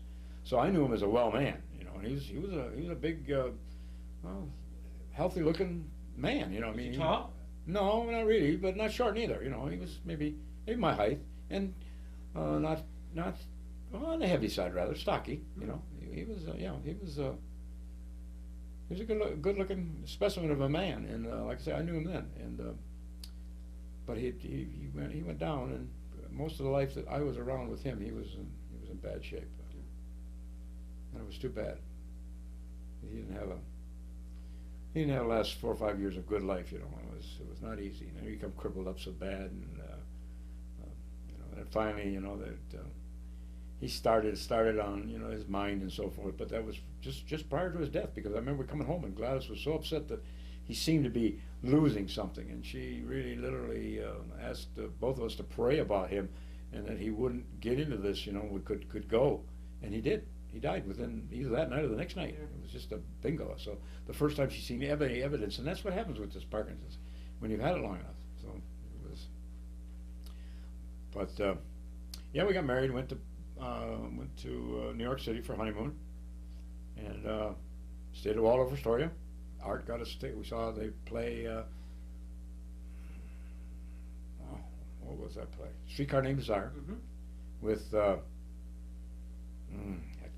Greek guy, what the heck? No, it doesn't matter now. But anyway, we got tickets to that, and we stayed at Waldorf Astoria, and then we stayed at the other big hotel, because we couldn't stay at Waldorf 2 nights. We stayed at the Concord or something like that, and then we headed up into New England. And our last night on the road, our last day prior to coming home, was at Cooperstown. There you go. So she was forewarned all about that. And so we had a great time, and I'd put a dent in my dad's car. First time I'd ever been in a parking ramp in Boston. And you go around and around and around, and I kept going faster. And there was guys pushing you too, And man, I'd come to a turn. Brand new Pontiac he had, and I nicked. I didn't do a lot of damage, but I mean, brand new car, and it was a good sized dent I put in the front of the car. And, then when we come home, the Hydromatic. It's a brand new car now. Dad got it really. He hurried up getting it for us to take on a honeymoon, is what he did. And the Hydromatic went out on it. So when we got home, that poor guy, he had a dent in his car, and the transmission was, and it wasn't anything I'd done, it was just a faulty car. But he got it fixed up, and he never, he never said anything about it, just we had a good time, and he took care of things. So Come back with any money? No, we spent the last 39 cents we had for, I put some gas in the car in Sinclairville, and that was the end of it. I mean, we had 39 cents worth of popcorn in some place up near Buffalo. That was our lunch. So we come home with not a penny to our name. And they didn't have credit cards in those days. Yeah. So it was, we were on a shoestring. And we didn't live high, I don't think, but of course the Waldorf Astoria, that's going pretty good, but I think it was about $18 a night, something like that, in those days.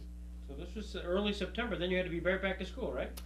Then we went right from here. We came home and we stayed, I would think maybe a few nights at our house, because Carlson's didn't have room for us. And then we went on down to Meadville and found an apartment, and I told her, Grandma Peterson came down and cleaned the place for us with Gladys's help. And Dad was never happy about that apartment, but We managed. And, You stayed there how long in that apartment? well, until we went away to Erie, I got a job with Kresge's. After you graduated? After I graduated. And well, they were told Bob Shannon, or Bob Sherman, you know, was the placement guy. And I got more jobs than any senior in our class that year. I had a job with Keystone View. I had the Kresge job. I had a job with New York Life. I had a job with, well, I didn't get the job, Aetna, which they said he would not hire a married man, but they liked me down in Pittsburgh. And of course, he was just, they just wanted to place me so bad. Yeah. Allegheny did, in Aetna, or Aetna Insurance. But I got down there, and the kid that went with me, his uncle or something, was one of the interviewees that we had to interview with. Well, it was a cut and dried case, you know. And they said right from the beginning, that's what Bob was so excited about. They did not want a married man because you had to go through training and all that. But I took the Kresge job because, very frankly, that paid as much as anybody. That was about $55 a week. So we went to Erie, and the Kresge's was the big store in Erie. So you worked at Kresge's in Meadville? No, Erie. You did? No, I was at Montgomery Ward, and they offered me a job. Montgomery Ward offered me a job in their training program. But I'd had a few things happen down there that I don't want to pursue Montgomery Ward. So what happened? Well, it was this Carl Yankee, who was the salesman up there. He was a rascal, and I was working for him, and I happened to go up to get some furniture, and this little Italian guy who I befriended down there, Tommy something, you know, he's an older guy, and he couldn't get something off some shelves and stuff like that. He was little, and I said, I'll help you. And I was up there getting stuff for the furniture department for Carl Yankee. So I'm up there lugging this stuff off, you know, and pulling it down so Tom could get it off these shelves. He worked in the warehouse there, upstairs. And Carl Yankee come up and peeking, you know, up the stairs why I was taking so long, and found me helping somebody else. And I'm on Carl Yankee's payroll. And he reported me to the assistant manager. And I went down and I grabbed this Carl Yankee.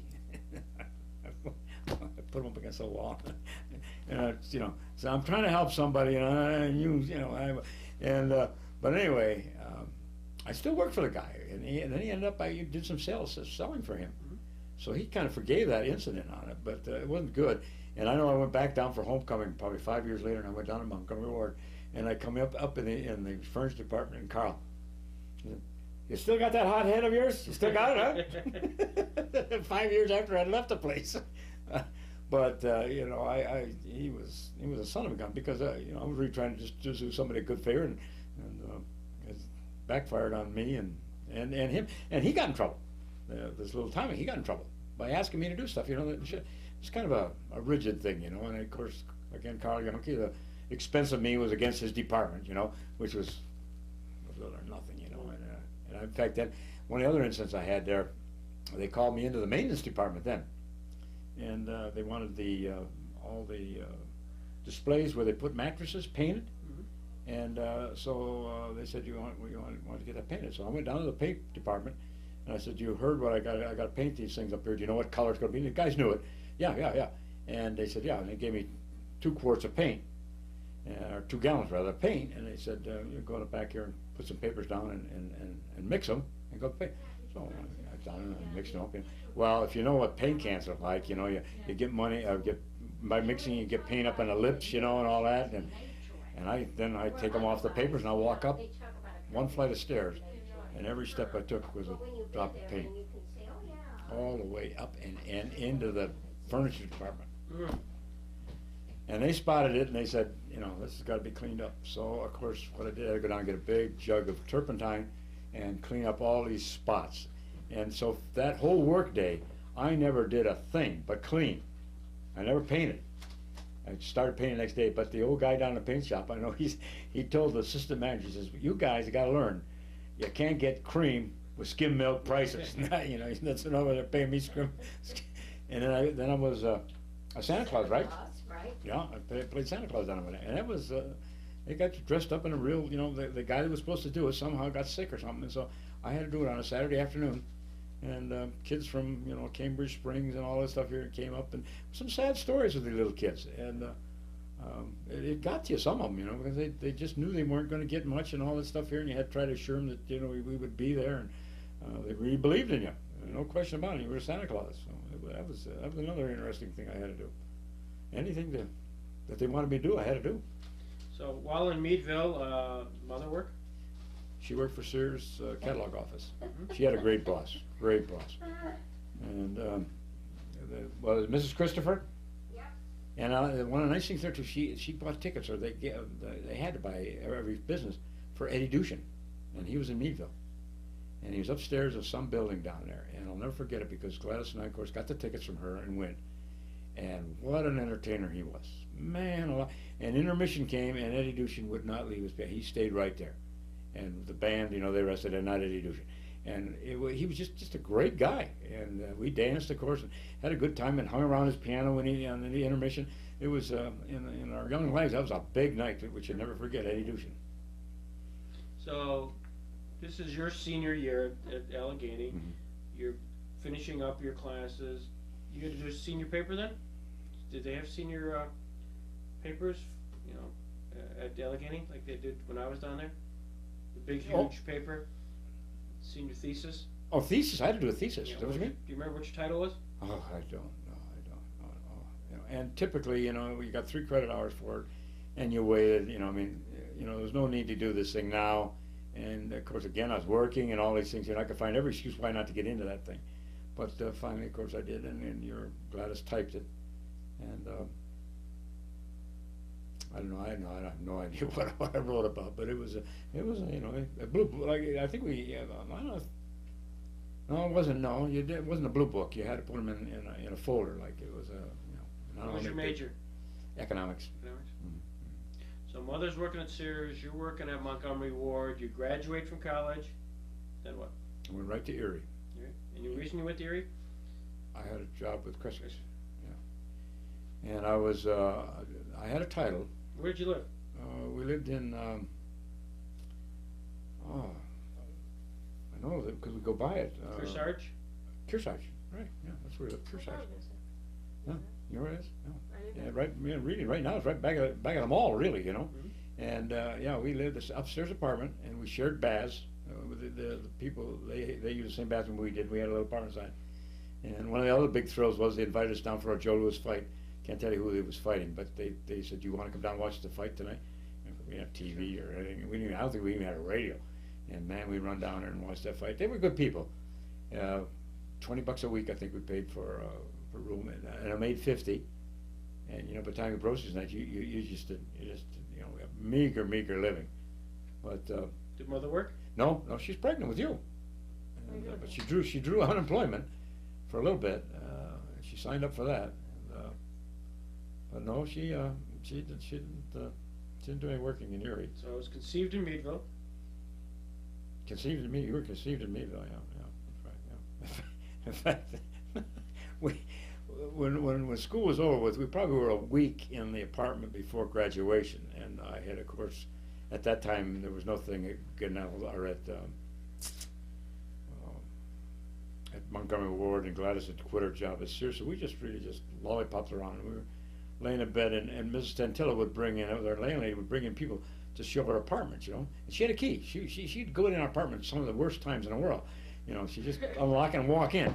And she did this and came into us, and Mother and I, this is probably 9 o'clock in the morning, we're still in bed.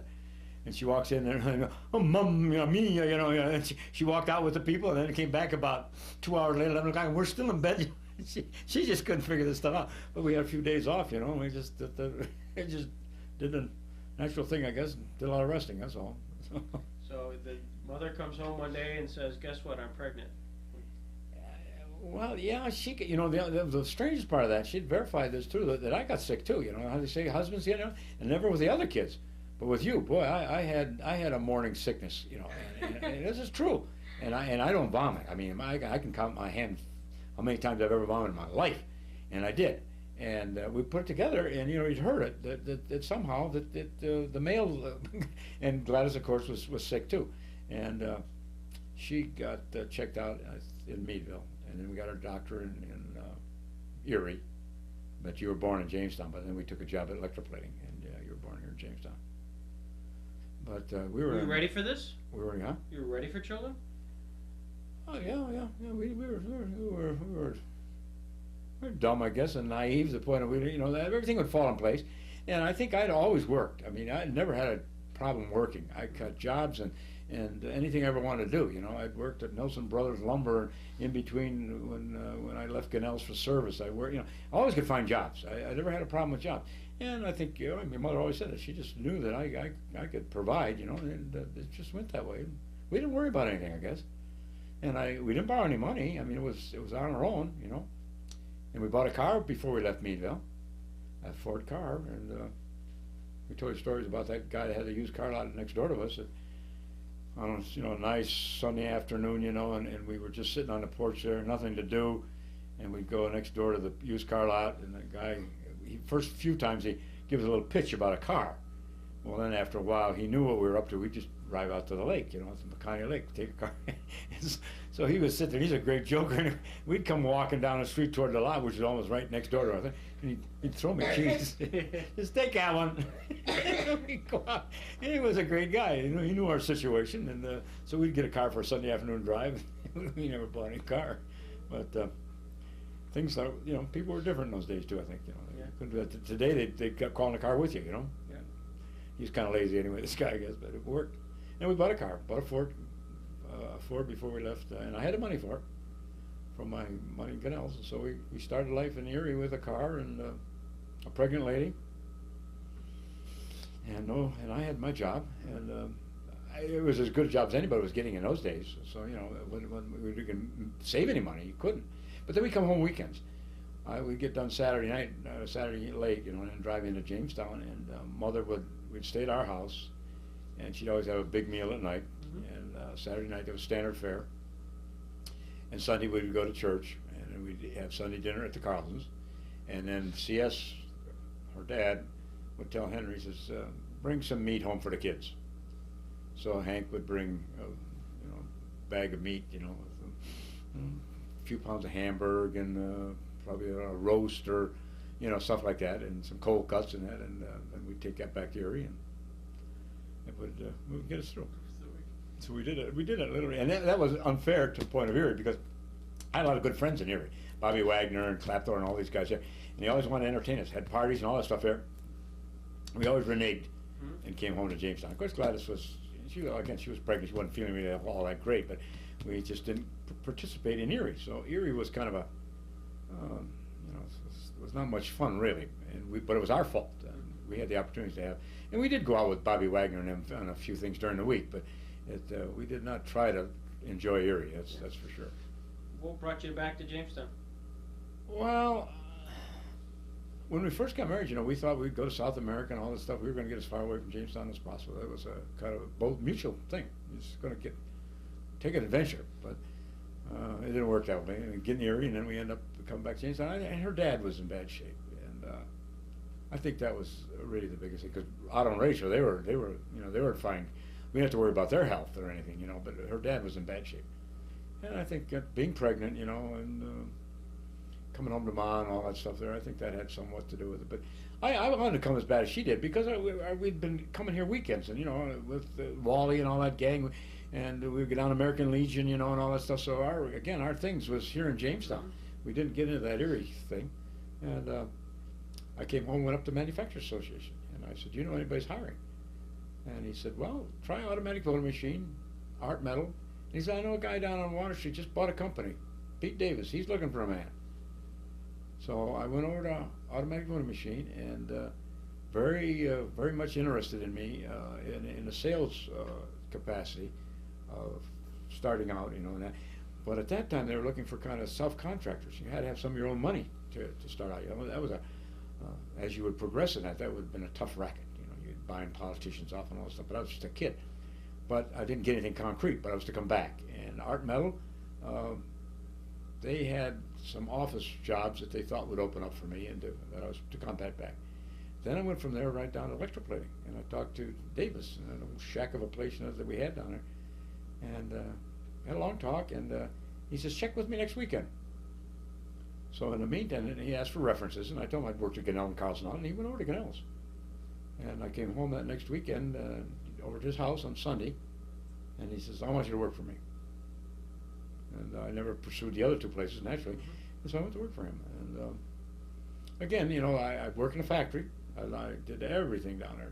I run the office, I run the factory, I did everything, and on piecework. And we were making most of my weeks were always over $100. So in other words, I doubled my money, but I worked a lot of hours. I had weeks of 80 hours, 82 hours down there, crazy stuff, you know.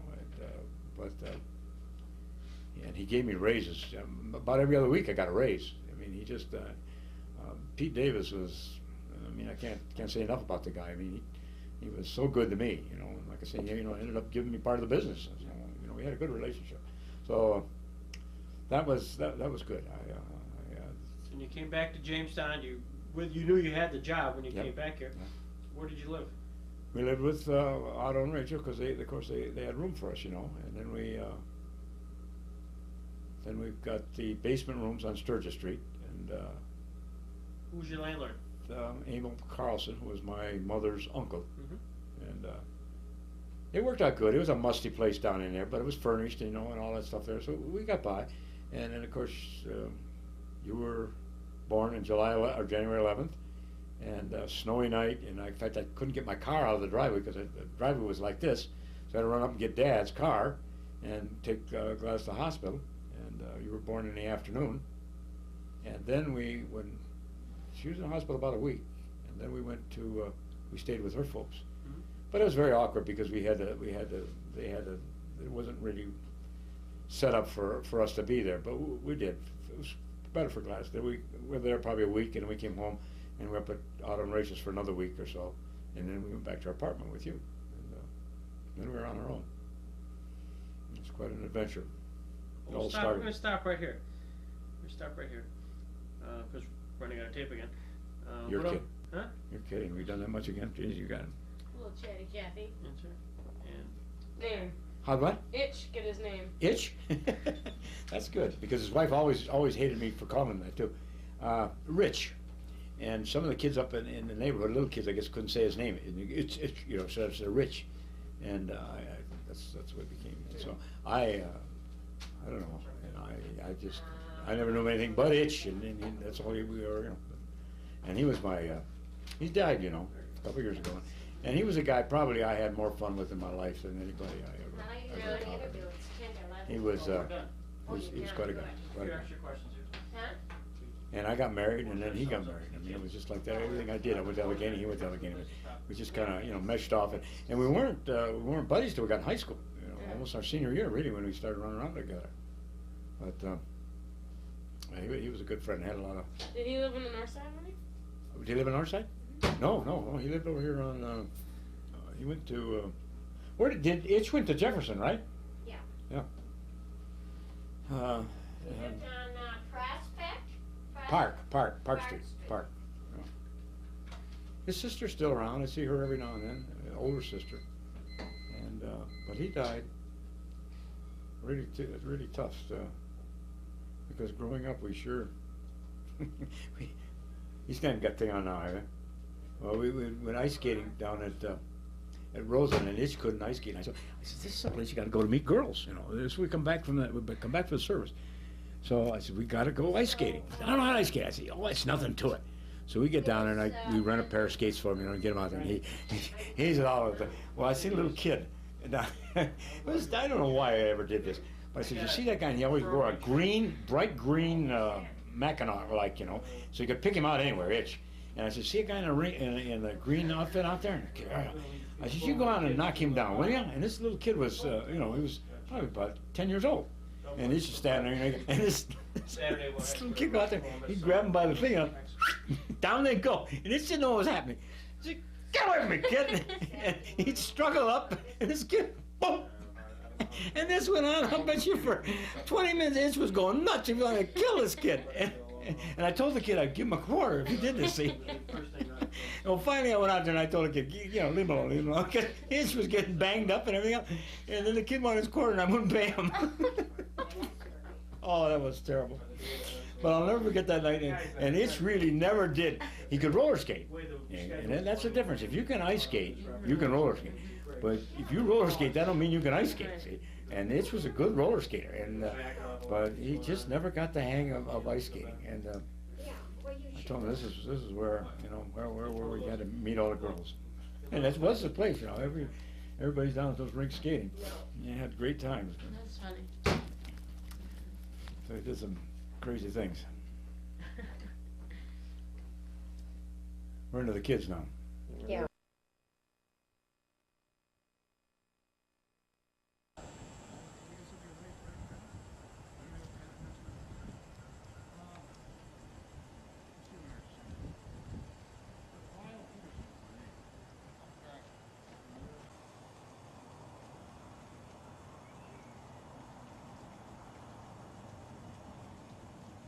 Asphalt shingles. Yeah. So this is really. And up in that attic. What are we looking at here? Well, we look at the house where you were born. Okay. We started married life in Jamestown, right? Right. Yeah. And it was a three And room furnished apartment. And we had mildew. Okay. The owner of the house was, we called him Uncle Emil. He was my mother's uncle, Fred Carlson, who was my grandfather's brother. And him and his wife, Lita, lived on the first floor. And then we were in the basement. I don't know who was on the second floor. And the apartment was available. But when you were we- born here. And coming out of that drive, the garage is gone, see? Yeah. Wonder what I know. That morning that your mother had started her see the driveway here? labor pains, I couldn't get my car out of there. So, you know, Grandpa lived right around the corner. So I run up there and got a car and took her to the hospital. And luckily he was home because he's a traveling salesman. So he was quite often most of the kids burst and all that stuff. And slippery Oh, I that slipped we there, couldn't couldn't get get out. out in a hurry. So this is far from what we had. You probably haven't been here since when? No, we haven't been here since since you were what? When did we move? When you were 6 months old? January, February, April, May, June, July, August. Even that old, I don't think. Yeah, must have been August. Your mother started, we brought it in here, I brought it in here, a chest we were using, and she's gonna paint it. And started that night on it, and then ended up in a hospital. I think I ended up finished painting it. It belonged to them, nothing, we had nothing. I mean, it was a furnished apartment. And my first Thanksgiving dinner we had down here. Yeah, big turkey we got. Yeah, it was a big kitchen compared to what we were It was a used turkey, to, and we it wanted had a turkey big, wrap. big stove. table here, yeah. Lyle wanted, I wished he hadn't. Yeah, Once it's when 20 I got I think him it was a his turkey, 26 I pound knew turkey. nothing about fixing turkey. So, and this was the living room, yeah, This is the living room. yeah. You said there was no heat. I'm feeling a lot of heat. Yeah, we had a potbelly stove, so they really changed it. Where was the potbelly stove? It was kind of a, Radiant heat type thing. right, yeah, big stove. Resner stove, Yeah, they call it Resner. Well, we had company here, you know, yeah, we entertained in this little place. yeah. Steve's really appreciating you. Filming it. I mean, That's all right. your mother's gonna appreciate this, right? Yeah, location, that's all. Look at that. I bet this is much better. Like I say, much better than it was What yesterday. did you, I got the dishes. This isn't better. Hey, here. What was this room? this was our bedroom, This is the bedroom. This is and the, your crib was right there. okay, But right. we really had a bassinet, and we So where moved the Steve bass- slept is where I slept. So I want you to know there's. Well, we had a crib, Steve? we had a crib. Yeah, we had a crib here too, yeah. And that's where you got Rosiola, remember? Yeah, they were. Have you had Called me down rosiola the yet? shop and said that her son was, our kid was dying, I guess she felt. And I come running home, she's in bed crying, and Greg's in the crib crying. Pick him up, get her straight around, we go to the doctor and find out that he's got rosiola, which is a form of like measles. You know, it's not. But he had mentioned on the phone to her that it could be meningitis, Yeah. and she'd had spinal meningitis as a kid. So that's why the panic had set in. She was just so upset. It was Dr. Furlong. We didn't have a closet there either, did we? Oh, our bed, I don't know. Our bed was right here. Yeah, and the bed there and the crib there. And then when you were first born, we had a bassinet. We'd move the bassinet in the living room. And here's So- where Wally and I took care of you one night when your mother went somewhere. We We fed him 2 quarts of milk, keep him quiet. Cried the whole time. Yeah, cried all the time. Kept giving him. I'd be about 160 pounds, but for that. Yeah. Give Was the him milk. bathroom here And the still ba- then? Yeah, there Why was a would you bathroom leave, there, but it's, your bathroom is modern. A great place like this. Well, I, Yeah, your mother probably hasn't seen this, Steve. You know, this is good. she has. Oh, he's- Are you a Jamestown guy? No, I'm from New York City, actually. I moved, that's why I'm leaving. I'm moving New back York to the City? city. And you're going back to New York City? Yes. And you're Well, good for leaving you. on Thursday? Friday morning. Oh, Friday, so you got out of work too. And you have a job? Well, I've got, no, I don't have one lined up when I get there, but I've got several irons in the Okay. fire. I've got, had some interviews with some papers. That Well, was- if you're gonna be in your type of work, that's where you wanna be, right? Absolutely. Oh, my gosh. And plus, it's just, it's a long way to go back and visit your family and stuff. Oh, sure. Your family's all down there? Yeah. Oh, good. We just came from New York, or I did, Sunday night. We were there for the weekend. Oh, good. Did Yeah. you have fun? Oh. And the weather was great. We went to the Christmas show, and here's Ray and Great. Central Park, and yeah. Well, I went, That's a big savings right Yeah, there. yeah, here's your car. yeah, we just didn't have a car. So, no, It's a fascinating city. it is. And you gotta go there when you're young. I mean, Absolutely. boy, like, for any of us that have ever gone down there as a family, like, you couldn't do it. Well, It's tough to get used to. absolutely. Do you know, we went, can you believe it? It's still probably about 13, 14, but you just moved the decimal point.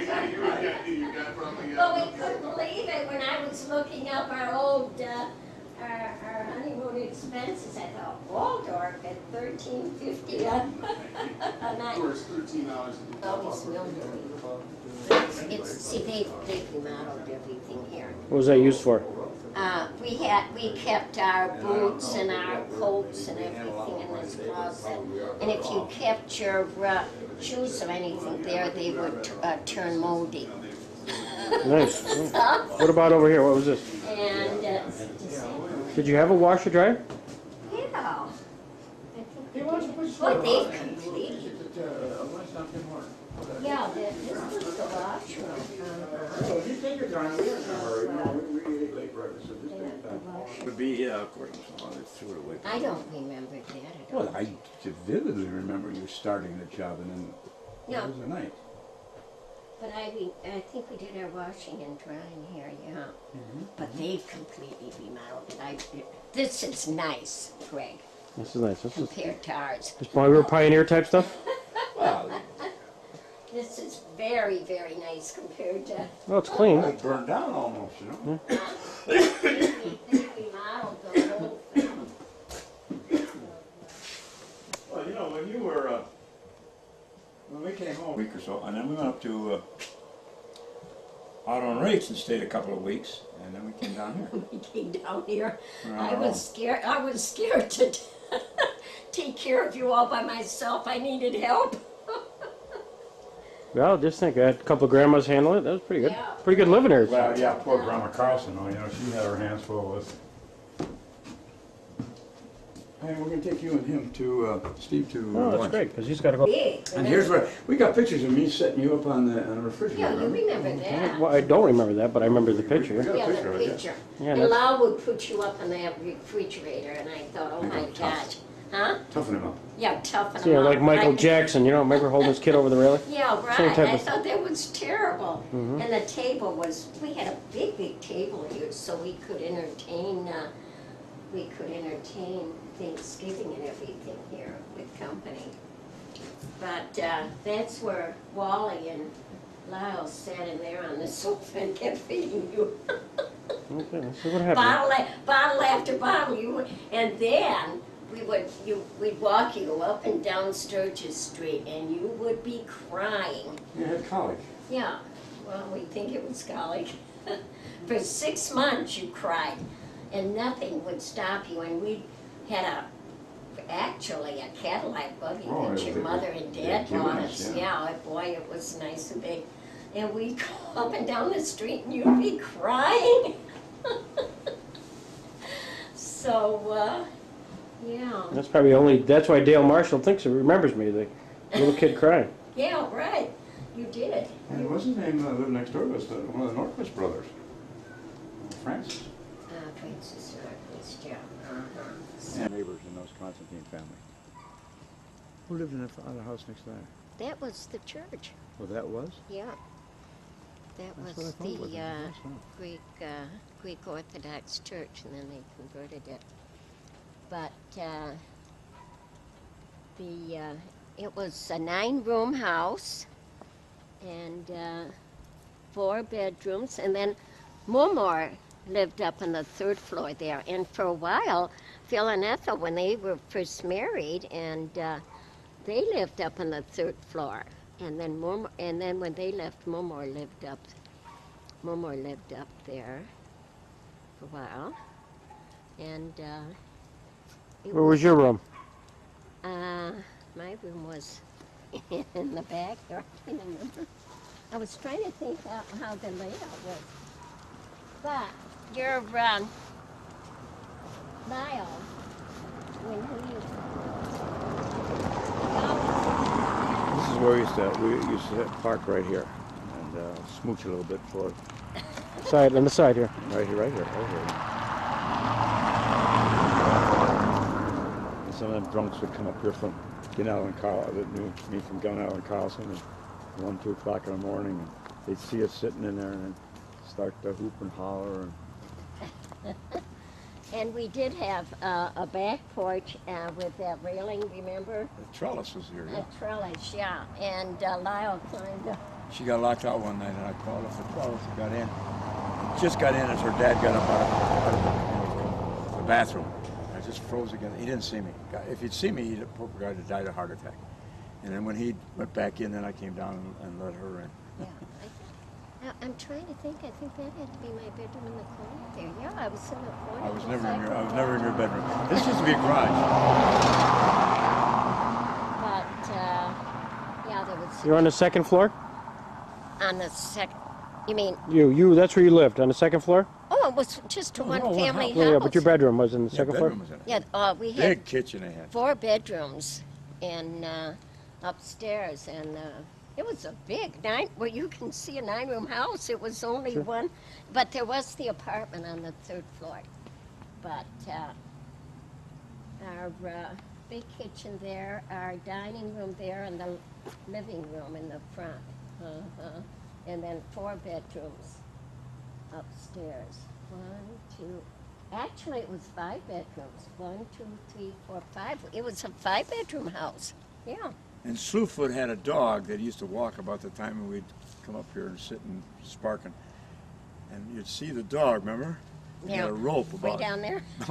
45 yards.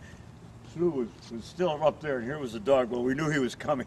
I said what you really should have taken was the road up Hospital Hill, because when Lyle used to date me, well, then we'd walk up the hill, drop me off, and then he'd run all the way. I could run all the way home, all the way Yeah. to Price Street. From here all the way to And this would be Price. sometimes 2 o'clock in the morning. Sure, that's just like Amy. Yeah, running through the square, you know. I could run the whole way. But that Hospital Hill we hiked up that every day going to school. And then But sometimes. you went that way to school. No, sometimes I went that way too. Very seldom did we use the Spike Street. No, but didn't you use that little stairway that went down? Yes, we did use it, Okay. but mostly. Well, who's your When I- friend? Huh? Who's your closest friend around the neighborhood? Right there, Marie Constantine lived right there. Mhm.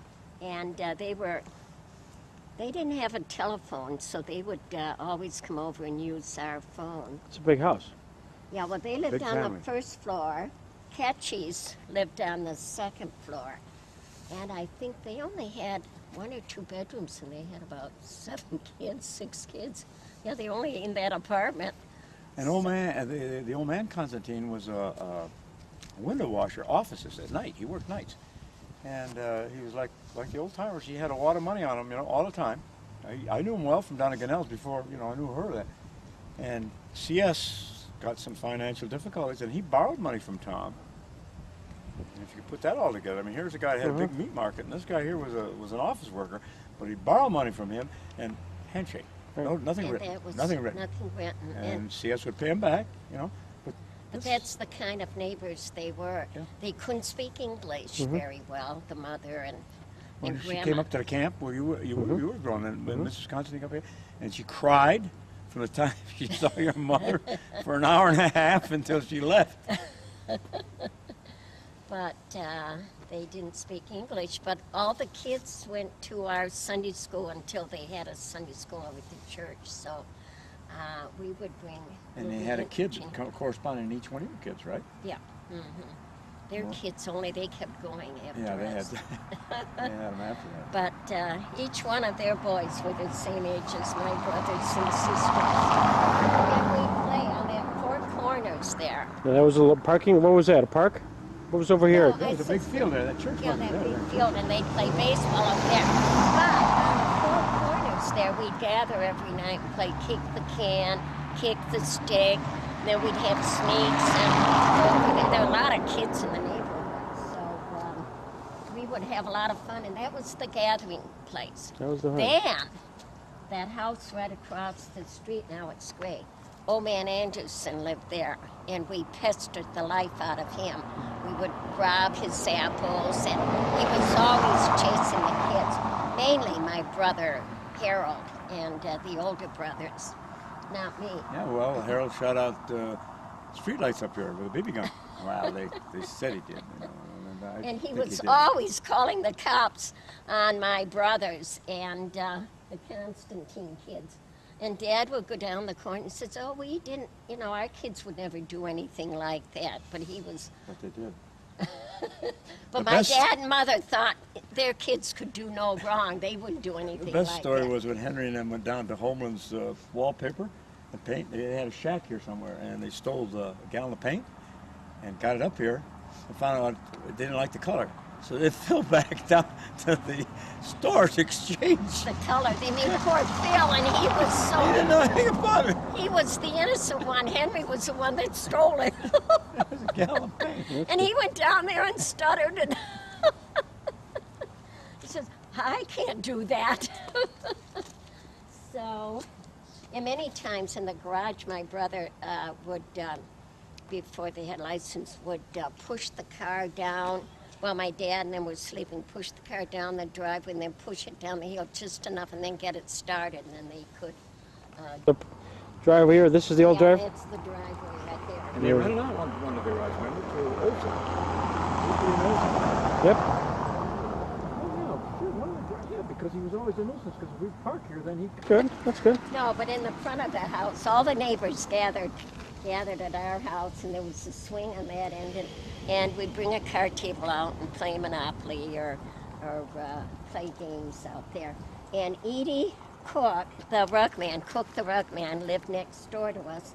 And then the house after that were the Lynns, Frank Lynn, and Frank Lynn, he was after your mother. She didn't know that. That's right. oh, I didn't know it. He told me I was his first sweetheart. Well, there you go. So, Jerry. He had his eye on her. Yeah. He was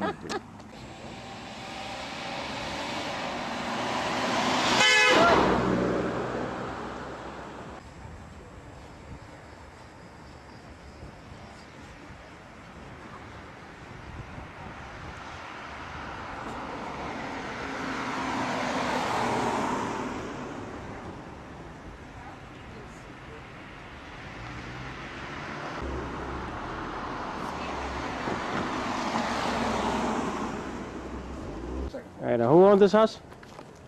Huh? Who owned the house? Wilson's was their name. And they had the first floor, we were on the second floor.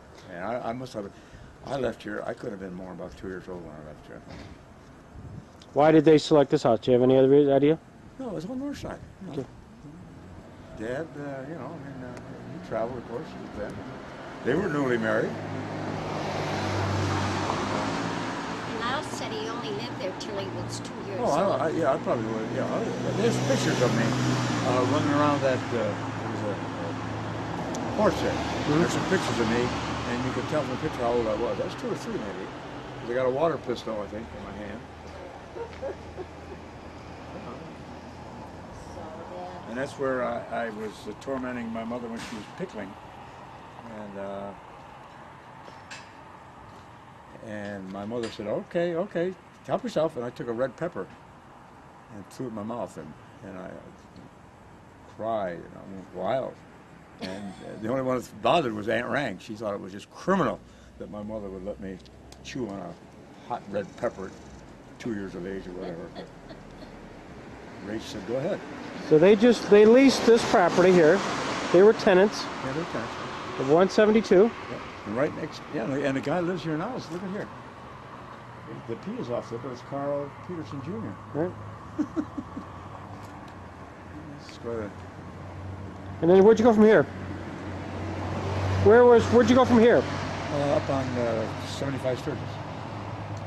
Stay right on, you know, like I say, the whole family was right here. My grandma's house is about 2 blocks down there. Hmm? Rudy and Gordy and them, they lived on the north side here. Doc and Miller lived on 8th Street. Whitey and them lived on Bowen Street at Rose. The whole family was right on the north side. It was just... Right, well, now more than a few blocks from each We other. walked everywhere, you know. Of course, my dad had the car as a traveling salesman. So Mother and I had no car, so we walked down the...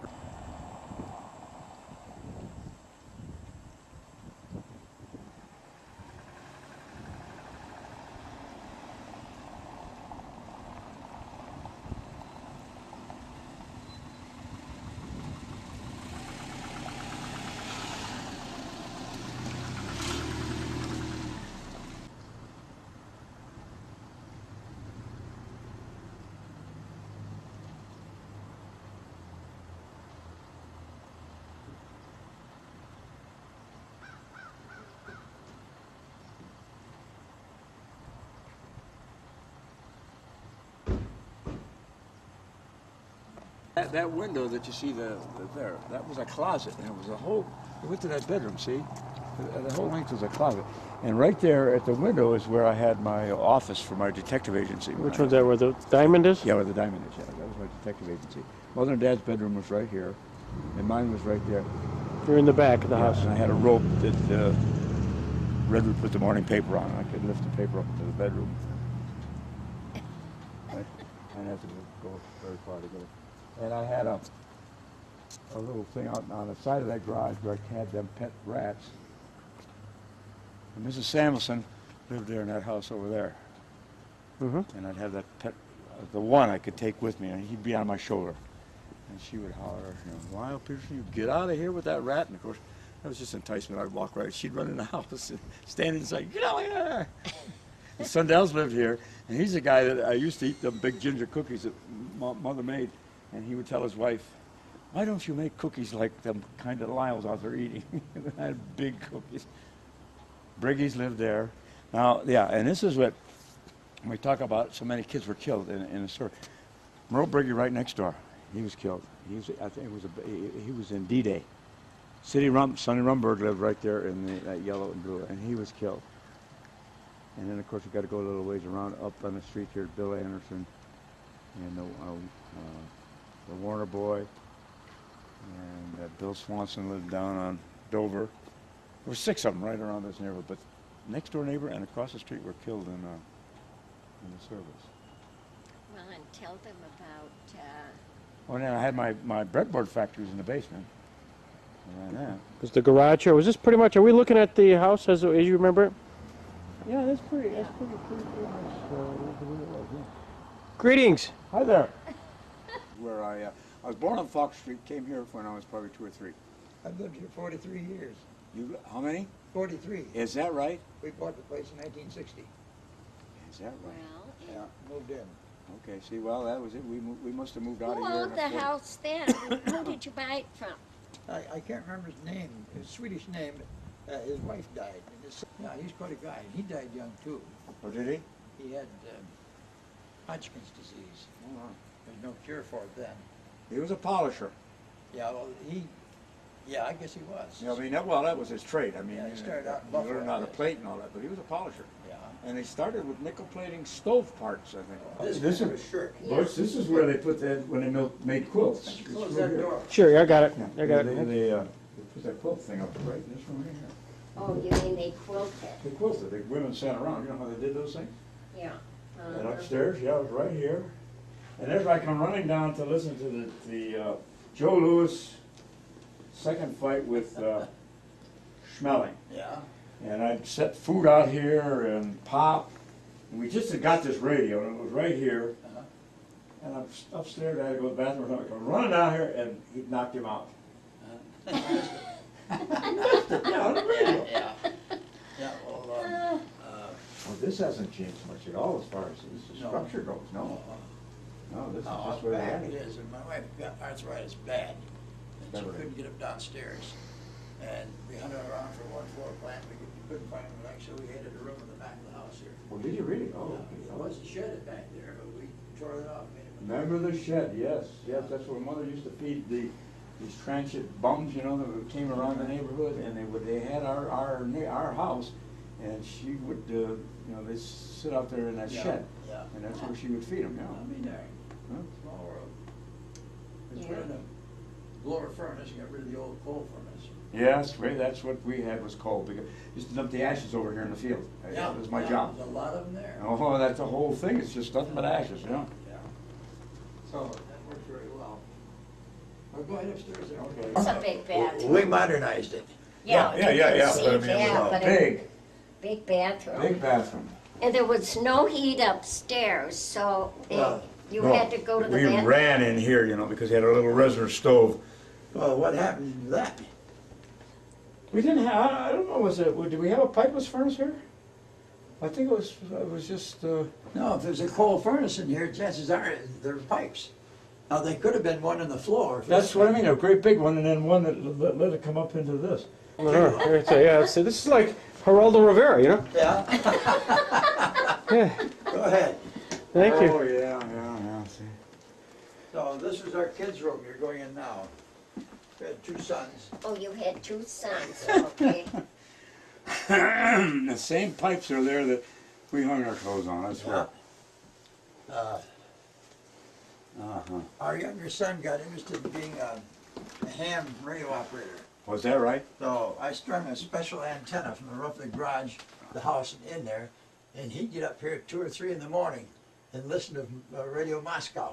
Oh, And but he got all ready to take his federal license, and he lost interest in it. Is that right? Yeah. Now, where I was your had bath? there was one bed in here, and that's where this is where I had the newspaper delivered. My bed was something like this way. Uh-huh. And I used to listen to hockey games in Canada. That's what I used to pick up at night, you know. And all and half of it was in Canadian, but I loved to fall asleep listening to a hockey game. You know, I can't remember his name.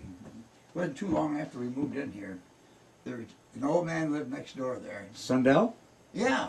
Sure, sure. And- Yeah, they were here when I was a yeah. Well, then his brother-in-law came in and wanted to go through the house because he had built this house. Oh, really? And so they both went through the house, and his brother-in-law said, "Yeah, I remember this, I remember that, and I don't remember So you that." had You had, Well, then another thing was too, this Hank Campbell lived with the Briggies next door, and him and I had this dot dash SOS or whatever you want to call it system, Morse code, Yeah. and I'd sit here and ping, ping, make a message out of him, and he couldn't understand it, so then I'd holler out the window and give him the message. So the thing didn't work, I mean, in other words, and he'd make one for me, I couldn't understand, so then he'd holler, I'd get, you know, it really was a hollering thing between the two of us. We never did read the messages. Well, you know, my younger son is due up here this afternoon. He doesn't know I know it. He lives down near Camden, New Jersey. He's got quite a job down there. He's in charge of the complete computer systems of 13 Catholic hospitals. oh Boy, is he making the money. my, oh, There's quite a few people working. okay. So I could look out there, Yeah, and, that was the window. and I drew pictures of people I was investigating. I mean, you know, I had Is a that right? great imagination. Yeah. Oh, well And then we now, had a newspaper too in the neighborhood. We ran a newspaper. I'll be darned. Another kid and I. Yeah. This was good living here. Yeah. But these closets, I'll never forget I them. know. Yeah, it's so. I know. We like that. oh, they're big. Yeah, he always talked about these big closets, and Yeah. I never know what they look like. Yeah. Well, there's another one on this side, but that's crammed full of stuff. Yeah, well, yeah, got them on both sides, yeah. Oh, And my dad never figured out how can he hear that horse.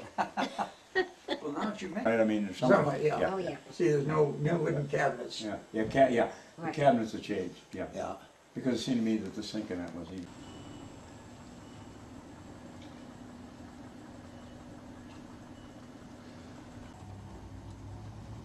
Of course, this is what you remember. Well, Yes. yeah, you remember this house. Sure. This house. I don't remember that tree though. That's the bedroom where you and Grandpa, that first one where you wrestled and he fell out of bed, remember? Their bedroom was the next one, and mine was in the back again.